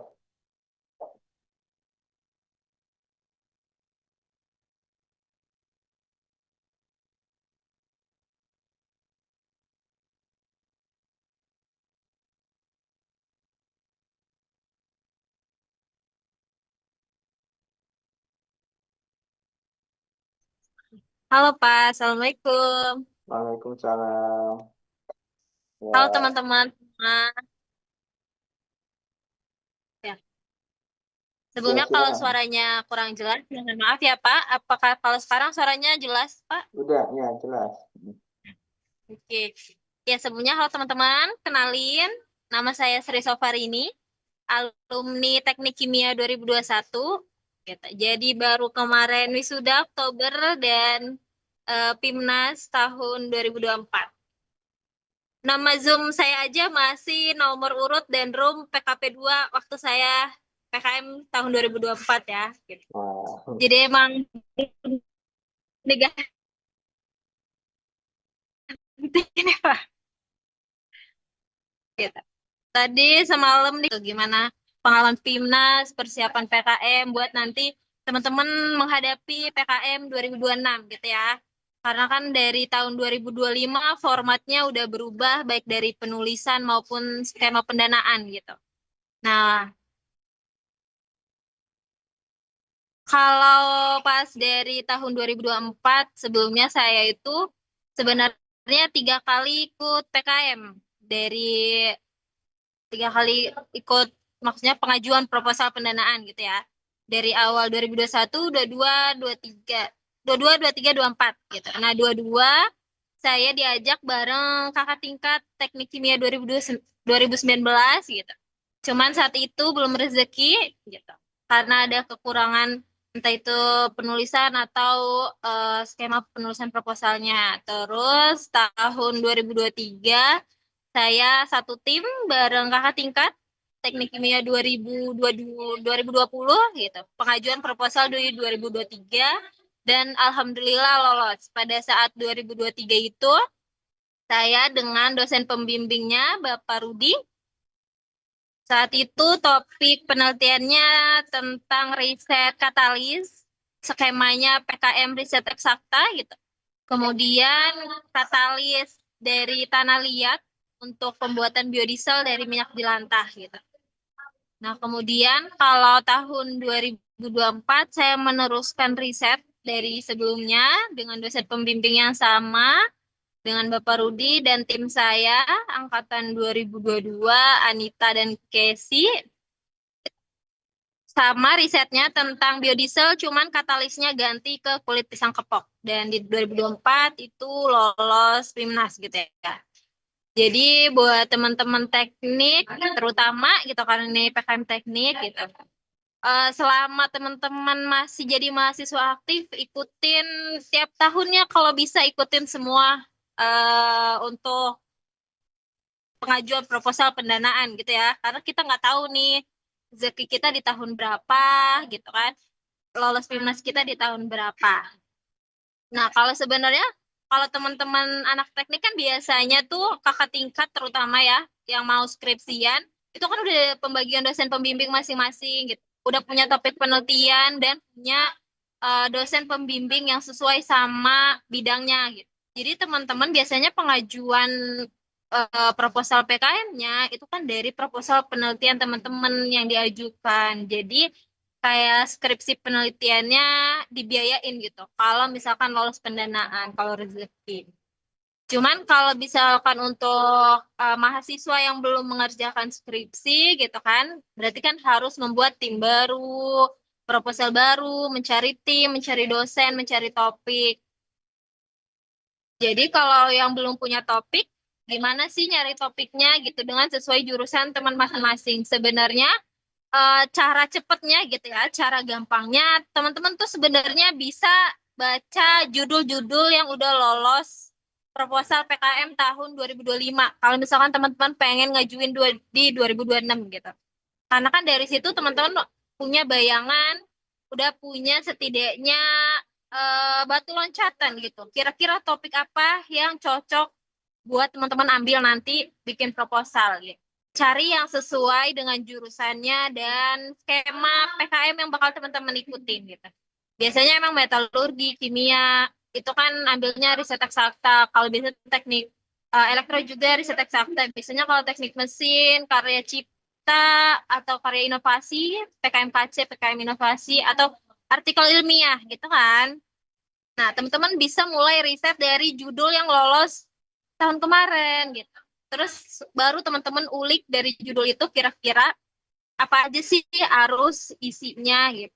Karena kan kayak yang tadi pemateri awal bilang, teman-teman harus mulai cari topiknya, cari masalahnya gitu. Apalagi kalau misalkan topik masalahnya dekat sama lingkungan sekitar kita gitu. Jadi itu akan memperkuat landasan teman-teman, latar belakang teman-teman. Terus itu tips ya yang pertama kalau misalkan teman-teman masih bingung nyari topik. Terus yang kedua nyari teman penelitian gitu. Karena ya kita bakal ngejalanin penelitian PKM yang lamanya 4 sampai 5 bulan gitu. Yang harus bisa diajak kerjasama, yang mau bisa diajak capek, yang mau bisa diajak lembur. Apalagi kalau misalkan teman-teman skemanya riset eksakta, bakalan sering lembur di lab, running terus di lab gitu ya. Kadang sampai malam gitu. Semoga kampus masih ngizinin ya Pak untuk riset sampai malam di lab gitu kan. Karena kan sekarang itu kan ada pembatasan gitu. Nah, tapi semoga kalau misalkan teman-teman yang anak PKM labnya bisa dipakai sampai malam. Karena emang kita kejar waktu terhadap riset gitu. Nah, teman-teman sebenarnya kalau untuk cara penulisan proposal udah di kakak pemateri yang pertama gitu ya, teman-teman bisa ambil di situ. Terus temennya kalau bisa kan minimal 2 angkatan yang berbeda, biar nanti riset teman-teman itu bisa dilanjutin sama adik tingkatnya kalau misalkan lolos pendanaan gitu. Jadi nanti mereka udah punya bekalnya. Terus dosen pembimbing of course cari yang sesuai dengan topik dan penelitian teman-teman bakal ambil gitu ya. Teman-teman bisa tanya cutting kalau misalkan belum tahu atau apa keahlian atau khusus dari dosen itu di bidang apa gitu kan. Karena kan nggak bisa kita sebarang minta tolong dosen untuk jadi pendamping kita. Kita harus sesuaiin juga sama topiknya gitu. Apalagi kalau misalkan teman-teman timnya gitu bisa memadukan 2 jurusan yang berbeda, 2 angkatan yang berbeda gitu. Biar diversifikasi kelompoknya itu nyata dan kebermanfaatan riset teman-teman tuh nggak dirasain cuma sama ibaratnya jurusan teman-teman doang gitu. Karena kan kalau di PKM tiap orang punya tugasnya masing-masing, bakal kebagian tugasnya masing-masing dan punya keahlian masing-masing gitu. Nah, di tahun saya di 2024 bareng adik tingkat saya yang meneruskan sama-sama riset tentang biodiesel dengan katalis kulit pisang kepok gitu ya. Kulit pisang kepoknya waktu itu ambil dari pedagang di Puri, pedagang pisang kremes di Puri. Minyak jelantahnya saya ambil dari, jadi kalau bisa emang topiknya yang di sekitar teman-teman gitu. Biar memperkuat latar belakang teman-teman. Terus kalau misalkan proposal ya teman-teman sebenarnya memang ketika penyusunan proposal tuh butuh banget bimbingan ya. Selain ke dosen pembimbing gitu kan, yang biasanya tentang substansi, cara penulisan, teman-teman tuh sebenarnya perlu banget sharing ke kakak tingkat gitu. Atau enggak ya kenalan yang udah lolos PKM. biar teman-teman dapat ilmunya gitu. Biar tahu nih celahnya yang teman-teman udah lakuin tuh di mana, biar nanti teman-teman bisa memperbaiki. Karena kalau kita nyusun sendiri itu sebenarnya akan bingung gitu. Kita salahnya di mana ya, apa yang kurangnya di mana ya gitu. Terus pas udah riset, ya udah tuh lembur hampir tiap hari di lab belakang sampai malam karena emang ngejar target ya teman-teman. Dan seperti yang pemateri lagi pertama bilang, kalau misalkan teman-teman nanti rezeki gitu ya lolos PKM, ketika pelaksanaan memang metode pelaksanaannya, metode risetnya itu kalau bisa sesuai banget sama proposal yang teman-teman ajuin yang udah lolos gitu. Biar teman-teman tuh bisa ngebuktiin apa yang ada di tulisan teman-teman gitu ketika riset. Entah itu peralatannya, metodenya, langkah-langkahnya gitu. Kalau misalkan pengujian tuh sebenarnya boleh beda gitu. Tapi tadi ada dasar teman-teman kenapa beda dari proposal sebelumnya. Karena ketika riset pasti nggak mungkin langsung berhasil gitu. Trial error dulu pelaksanaan. Ketika saya aja riset pertama sebulan setengah itu masih belum dapat produk yang saya mau. Baru dapat di bulan kedua ketiga. Sedangkan pelaksanaannya 4 bulan dengan variasi yang banyak gitu ya. Nah kan sering lembur di lab. Nah terus pembagian tugas dengan temennya juga harus jelas. Misalkan saya sebagai ketua, saya megang tahap pembuatan biodieselnya, tahap pembuatan katalisnya, terus tim anggota saya yang satu bagian keuangan, bagian sosmed, terus tim yang ketiga bagian preparasi alat, preparasi bahan. Kalau pas saya sih 3 orang ya, tapi kan teman-teman bisa memaksimalin 5 orang. Kalau bisa gitu ya, sebenarnya maksimalin aja biar teman-teman kelompoknya rame. Cuman kalau misalkan nggak mau rame, 3 orang nggak bisa gitu. Terus sebenarnya keuntungan PKM, of course, riset penelitian saya, skrip saya, uangnya gitu ya, nggak keluar dari diri sendiri gitu, tapi dari pendanaan. Karena emang kalau riset eksakta lumayan ya teman-teman uangnya gitu. Entah itu untuk penelitiannya, pengujiannya, dan benefitnya sebenarnya kita jadi bisa pakai harusnya ya gitu. Semoga kampus masih mempermudah teman-teman untuk penggunaan fasilitasnya gitu, mempermudah entah itu pinjam lab jurusan lain gitu ya, apalagi masih satu fakultas, semoga masih dipermudah selalu gitu. Terus nanti teman-teman apa ya, selain penggunaan lab, entah itu nanti penggunaan internet dan fasilitas-fasilitas lainnya. Dan selain itu keuntungan PKM ya selain apa, risetnya dibayarin gitu kan. Ketika lolos PIMNAS pun kita full di cover sama kampus. Jadi after riset pasti ada penilaian PKP 2 yang kakak pemateri bilang pertama. Nah, di PKP 2 itu sebenarnya benar-benar urgent ya teman-teman. Saya benar-benar belajar dari pendanaan pertama ke pendanaan kedua gitu. Dari 2 menit lagi ya risetnya waktunya. dan penyusunan laporannya. Gitu. Ya Pak? 2 menit lagi. 2 menit lagi, oke Pak. Oke. Gitu. Jadi teman-teman usahain maksimalin risetnya.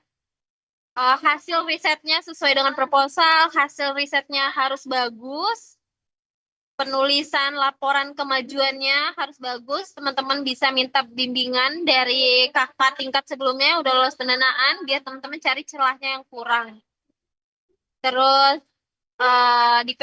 di PIMNAS, kita Untirta selalu ngirim satu kontingen gitu ya, semoga tahun ini kontingennya lebih banyak gitu, jadi kita bisa yel-yel bareng gitu. Bisa bareng kampus lain yang nggak kalah banyak kontingennya. Karena di PIMNAS benar-benar asik gitu teman-teman. Semua fasilitas di cover kampus, bisa dapat relasi, kenalan orang baru. Terus kalau juara dapat puluhan juta. Dan semoga kampus nanti bisa kasih benefit yang sama besarnya kayak kampus Unhas kasih. Mungkin itu sih Pak. Oke, terima kasih atas sharingnya. Dari teman-teman yang lain, apakah ada pertanyaan? Untuk tadi dua pemaparan ya, dari Umar dan dari Sri, silakan. Kalau ada yang mau bertanya, angkat tangan. Satu penanya aja ya.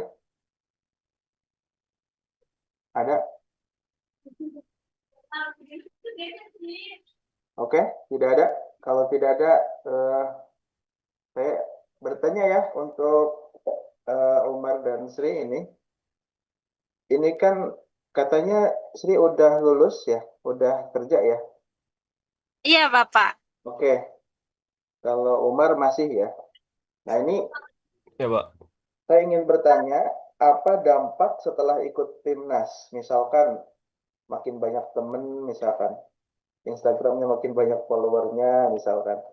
Atau misalkan setelah kerja, ketika masuk kerja tuh lebih mudah wawancaranya, misalkan karena mempertimbangkan ada pengalaman Timnas, siapa tahu kan itu bisa jadi pengaruhnya. Mungkin dari Umar dulu, silakan.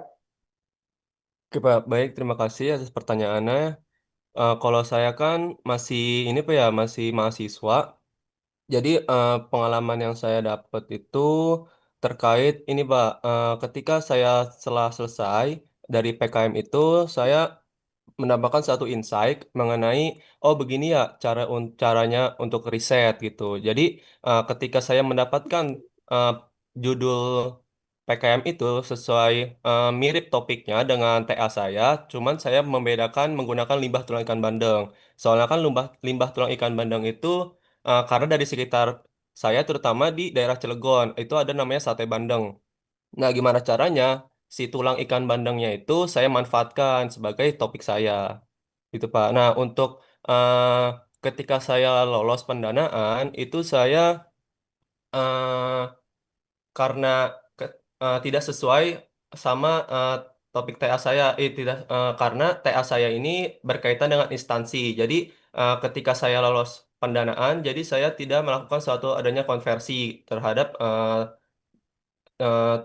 sidang di tugas akhir gitu, Pak. Gimana tadi? Ada konversi? Tidak, Pak. Jadi Oh, karena nggak ada.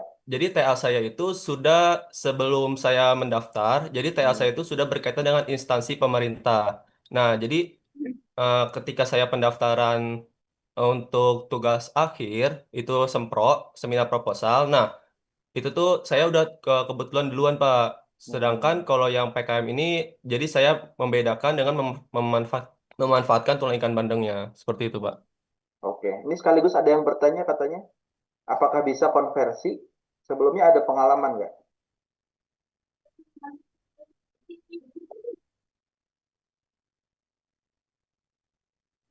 Oke, nanti ini mungkin sekaligus dijawab, mungkin nggak mesti di sini ya.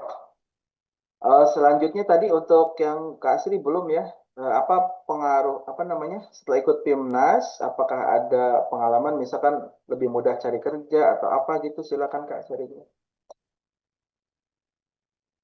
Ya, kalau untuk benefit Timnas secara langsung sih, ya Pak, selain tadi uang risetnya jadi nggak pakai uang sendiri, terus kalau di Tekim ya sebenarnya konversi ke mata kuliah penelitian, jadi kita nggak semhas gitu ya.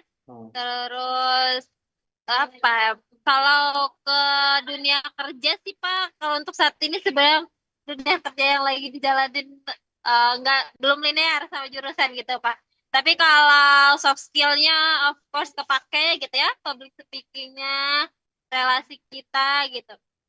Bahkan teman ya, Timnas tahun kemarin pun masih komunikasi gitu Pak. Terus jadi ngelatih hard skill kita juga, terutama kalau riset di lab, penggunaan alatnya, critical thinkingnya, terus problem solvingnya. Ketika riset teman-teman tuh nggak sesuai tuh teman-teman harus ngapain gitu, harus gerak cepat gitu sih Pak. Oke, terima kasih.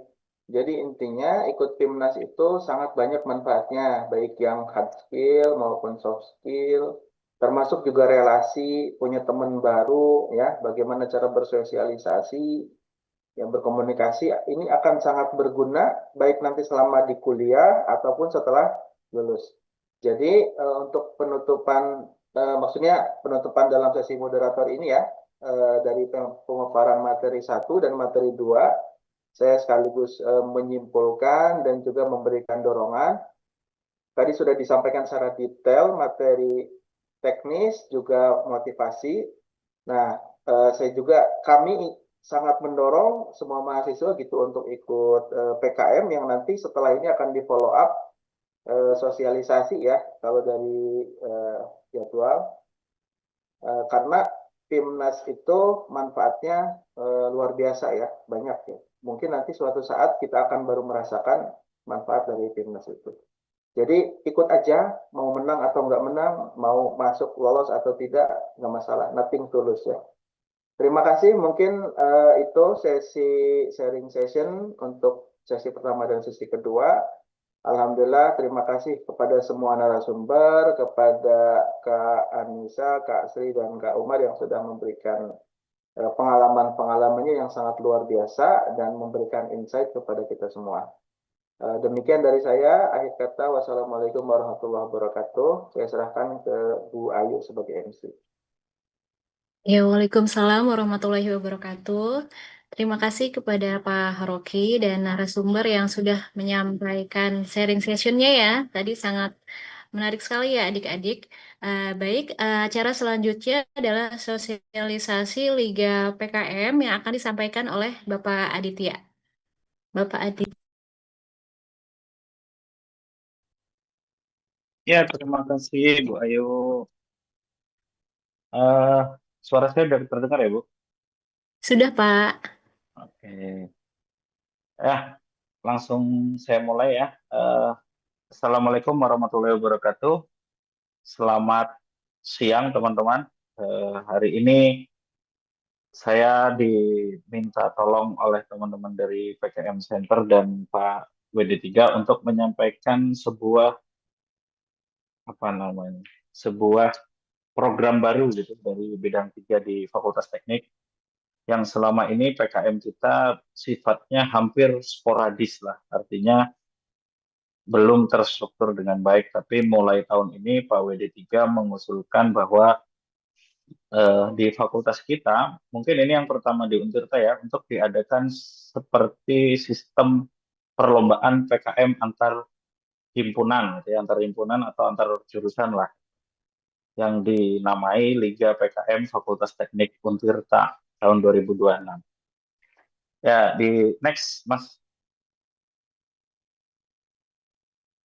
Secara umum sih Liga PKM itu bagian dari rangkaian PKM seperti biasanya gitu ya, tapi ini lingkupnya di Fakultas Teknik Untirta. Pelaksanaannya dimulai dari kemarin gitu ya, dengan tahapan pertama adalah sosialisasi dan pembekalan terhadap reviewer PKM yang akan menjadi penilai dari proposal-proposal yang kawan-kawan kirimkan. Lalu kegiatan ini juga dibuat melalui beberapa tahapan. Next, Mas. Thank. Nah, yang pertama adalah yang hari ini gitu ya, tahapan sosialisasi Liga PKM. Jadi sebenarnya Liga PKM itu sederhana, artinya PKM yang selama ini terkumpul itu kita akan lombakan per himpunan mahasiswa jurusan atau HMJ. Gitu. Artinya tujuannya itu untuk teman-teman di HMJ, karena PKM itu M terakhirnya kan mahasiswa ya, bukan mas-mas gitu ya. Tapi sehingga nanti teman-teman HMJ itu juga punya urgensi untuk mendorong KBM-nya atau mahasiswa di jurusannya itu lebih giat lagi dalam proses penyusunan proposal PKM. Kegiatan ini tuh dikoordinasinya langsung oleh tim PKM Center Fakultas Teknik Untirta dan sosialisasinya ya dilaksanakan hari ini. Next. Tahapan selanjutnya adalah teman-teman nanti bisa submit proposalnya untuk dinilai oleh reviewer gitu ya. Jadi nanti form submitnya ada di PPT itu, di link.untirta.ac.id/pkmft26. Jadi proposalnya itu yang sudah teman-teman susun itu nanti disubmit seperti biasa kan, tiap tahun juga kita submit gitu ya, dan Untuk tahun ini batas akhir pengumpulan proposalnya adalah 10 Februari. Jadi kita punya waktu hampir 3 minggu, ya, mendekati 3 minggu lah. 10 Februari tanggal 10 Februari jam 23.59 waktu Indonesia Barat. Dengan tautan pengumpulan seperti yang ada di PPT. Nanti bisa dicek juga di Instagramnya Fakultas Teknik. Next. Lalu setelah proposalnya disubmit, biasanya kan kita mendapatkan review gitu ya, mendapatkan review apa yang harus diperbaiki dan segala yang harus diimprove dari proposal yang kalian kirim seperti tahun-tahun sebelumnya. Namun di tahun ini kita menggunakan 2 penilaian. Ya. Yang pertama nilai kuantitas dan nilai kualitas. Nah, artinya sekarang itu ada nilai kuantitatifnya. Ada nilai kuantitatifnya per proposal. Jadi kita bisa lebih tahu nilai kita berapa berdasarkan hasil dari penilaian tim reviewer yang sudah ditetapkan oleh Pak WD3. Dan penilaian proposal itu apa saja yang dinilai ya? Yang dinilai itu ada di panduan masing-masing skema PKM. Jadi di lampiran, mungkin di lampiran 8 atau lampiran 9 setiap panduan atau pedoman penulisan PKM itu ada formulir penilaian, dan formulir penilaiannya sudah kita sesuaikan dengan yang ada di pedoman atau panduan PKM yang ada dari Belmawa. Jadi nanti akan ada penilaian angkanya gitu ya. Kalau selama ini hanya penilaian secara kualitatifnya, oh ini formatnya diperbaiki, halamannya ditaruh di atas. Nah, sekarang itu selain ada kualitatifnya, ada juga kuantitatifnya. Nah, tapi untuk Liga PKM ini, nilai yang digunakan itu adalah nilai proposal yang disubmit pertama, jadi sebelum revisi. Tentu ketika submit, nanti kita akan review, ada nilainya, ada perbaikannya apa saja, itu teman-teman harus revisi lagi untuk bisa submit di tahap kedua. Artinya setelah direvisi, submit ke tahap kedua, dan baru nanti kita bisa upload ke tingkat universitas untuk proposal-proposal yang sudah memenuhi kriteria yang sesuai dengan pedoman dan penilaian dari tim Fakultas Teknik, tim PKM Center Fakultas Teknik. Next, Mas Matthew. Jadi sistem penilaian yang pertama adalah sistem penilaian kuantitas gitu. Jadi ini untuk Liga PKM-nya ya. Kuantitasnya itu adalah berarti jumlah proposal yang terkumpul sesuai bidang per HMJ atau per jurusan dibagi total jumlah mahasiswa yang ada di jurusannya. Misalnya di teknik industri mengumpulkan 100 proposal PKMK. Total mahasiswa di jurusannya adalah 500. Berarti poin skor kuantitasnya adalah 0,2 untuk PKMK. Dan nanti untuk skema PKM lain itu juga dihitung masing-masing. Jadi dihitungnya per skema PKM. Next. Setelah skor kuantitas, lalu yang tadi ada reviewer itu dinilai proposalnya, maka nanti juga dihitung skor kualitasnya. Jadi skor kualitas itu adalah, misalnya tadi ada 100 PKMK dari teknik industri, masing-masing proposal PKMK itu kan punya nilai, gitu ya, punya nilai. Nah, nilainya itu kita jumlahkan, lalu kita bagi dengan 700 dikali jumlah proposal terkumpul sesuai bidang. Jadi jumlah proposal terkumpul PKMK-nya teknik industri tadi ada 100, maka 700 dikali 100, jadi 70.000. Untuk pernya per 70.000. Nah, angka 700 ini adalah nilai konstanta yang merupakan nilai maksimal dari satu proposal PKM. Dan itu sudah sesuai standar ketetapannya Belmawa. Jadi next, Mas. Setelah dapat skor kuantitas dan kualitas, maka nanti akan ada skor HMJ atau skor jurusan untuk setiap bidang PKM. Formulanya bisa dilihat di slide bahwa skor kuantitas itu 40%-nya gitu ya, 40%-nya dari skor HMJ. Sementara skor kualitas itu adalah 60%-nya. Dan nanti dikalikan dengan 100%. Oke, next, simulasi penghitungannya. Jadi misalnya HMJA itu mengikuti Liga PKM FT Untirta pada kategori PKM RE, gitu ya. Ini kita ambil contohnya PKM RE. Jumlah proposal PKM RE yang terkumpul dari HMJ program studi A atau jurusan A itu ada 50 proposal. Total mahasiswanya itu ada 600 orang. Anggotanya sudah sesuai, gitu ya. Ini syaratnya gitu kan, anggotanya 3 sampai 5. Lalu dinilai berdasarkan rubrik yang sudah disiapkan, dan total dari nilai proposal yang 50 tadi itu adalah 30.000. Artinya rata-rata per proposal nilainya sekitar 600. Setelah direkapitulasi di PKM RE untuk semua HMJ, itu skor kuantitas tertingginya kita dapatkan anggaplah 0,15. Bisa di next, Mas. Maka penghitungannya akan menjadi seperti pada slide. Skor kuantitasnya tadi 50 proposal terkumpul, dibagi jumlah mahasiswanya ada 600, jadinya 0,0833. Skor kualitasnya tadi total nilainya adalah 30.000, dibagi dengan nilai maksimal 700 dikali jumlah proposalnya, 700 dikali 50. Maka didapatkan 0,8571. Selanjutnya dengan menggunakan formula yang ada di skor HMJ, maka untuk skor HMJA di PKM RE adalah 0,4 dikali 0,0833 dibagi 0,15. 0,15 ini adalah skor kuantitas tertinggi di PKM RE misalnya. Ditambah 0,6 dikali 0,8571 sebagai skor kualitasnya. Lalu didapatkan hasil, maka skor HMJ A di PKM RE itu adalah 73,6. Dan nilai ini dihitung untuk masing-masing skema PKM. Dan juga di ranking per skema PKM. Nantinya HMJ yang mendapatkan nilai tertinggi di skema PKM, setiap skema PKM, itu untuk rank pertama mendapatkan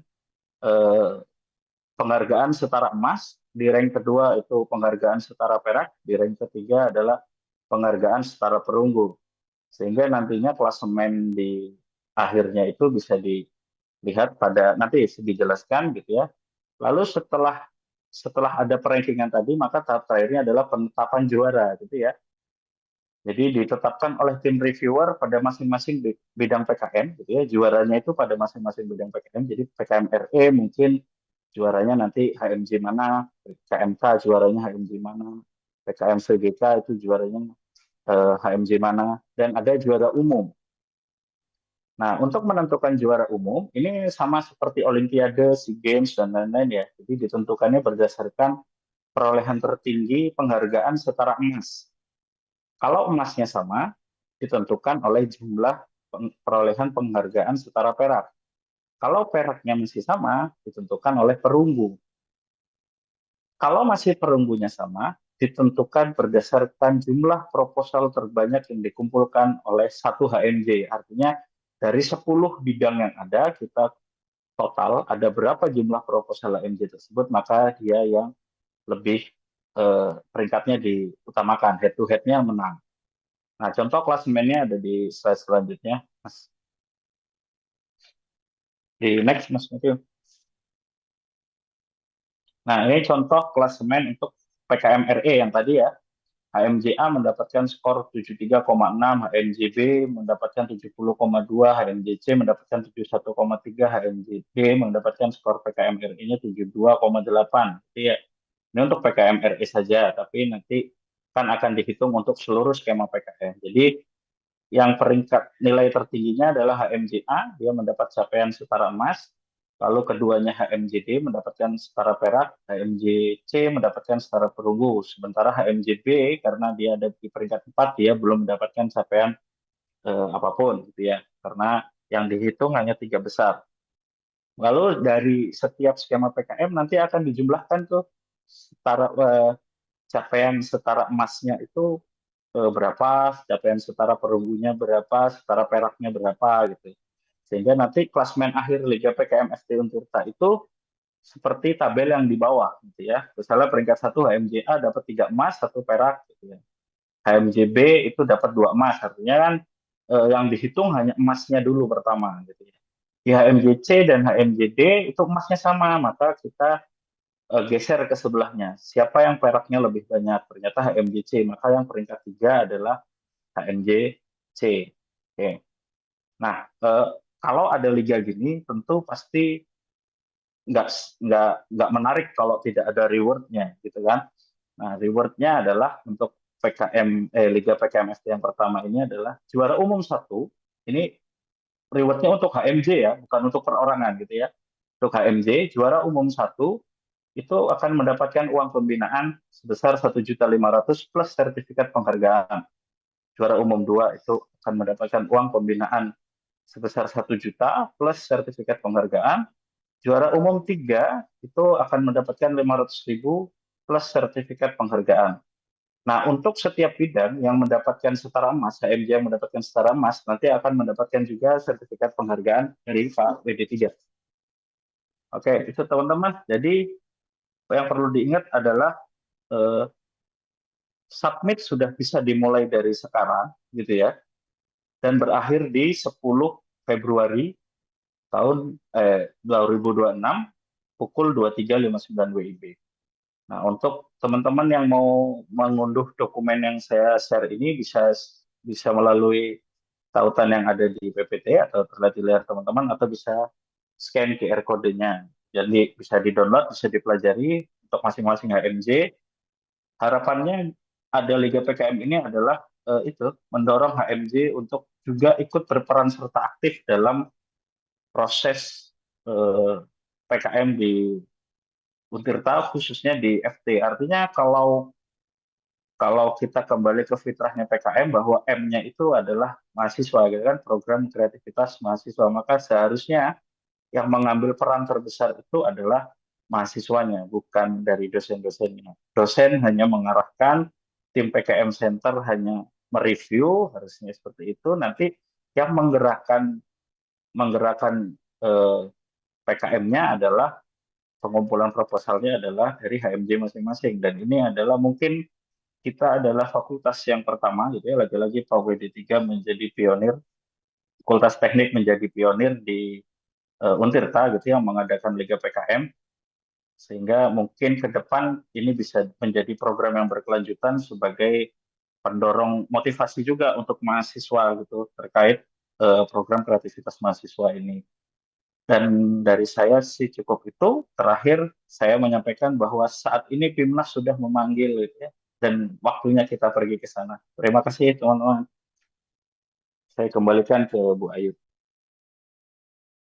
Ya, baik. Terima kasih atas arahannya, Pak Adit. Jadi, teman-teman, diharapkannya dengan adanya Liga PKM ini bisa menjadi penyemangat gitu ya, untuk teman-teman dari tiap HMJ untuk bisa berlomba, baik dari segi kuantitas maupun dari kualitasnya tentu ya, teman-teman ya. Baik, sebelum kita tutup, mungkin kita foto bersama terlebih dahulu ya untuk operator. Apa sudah disiapkan?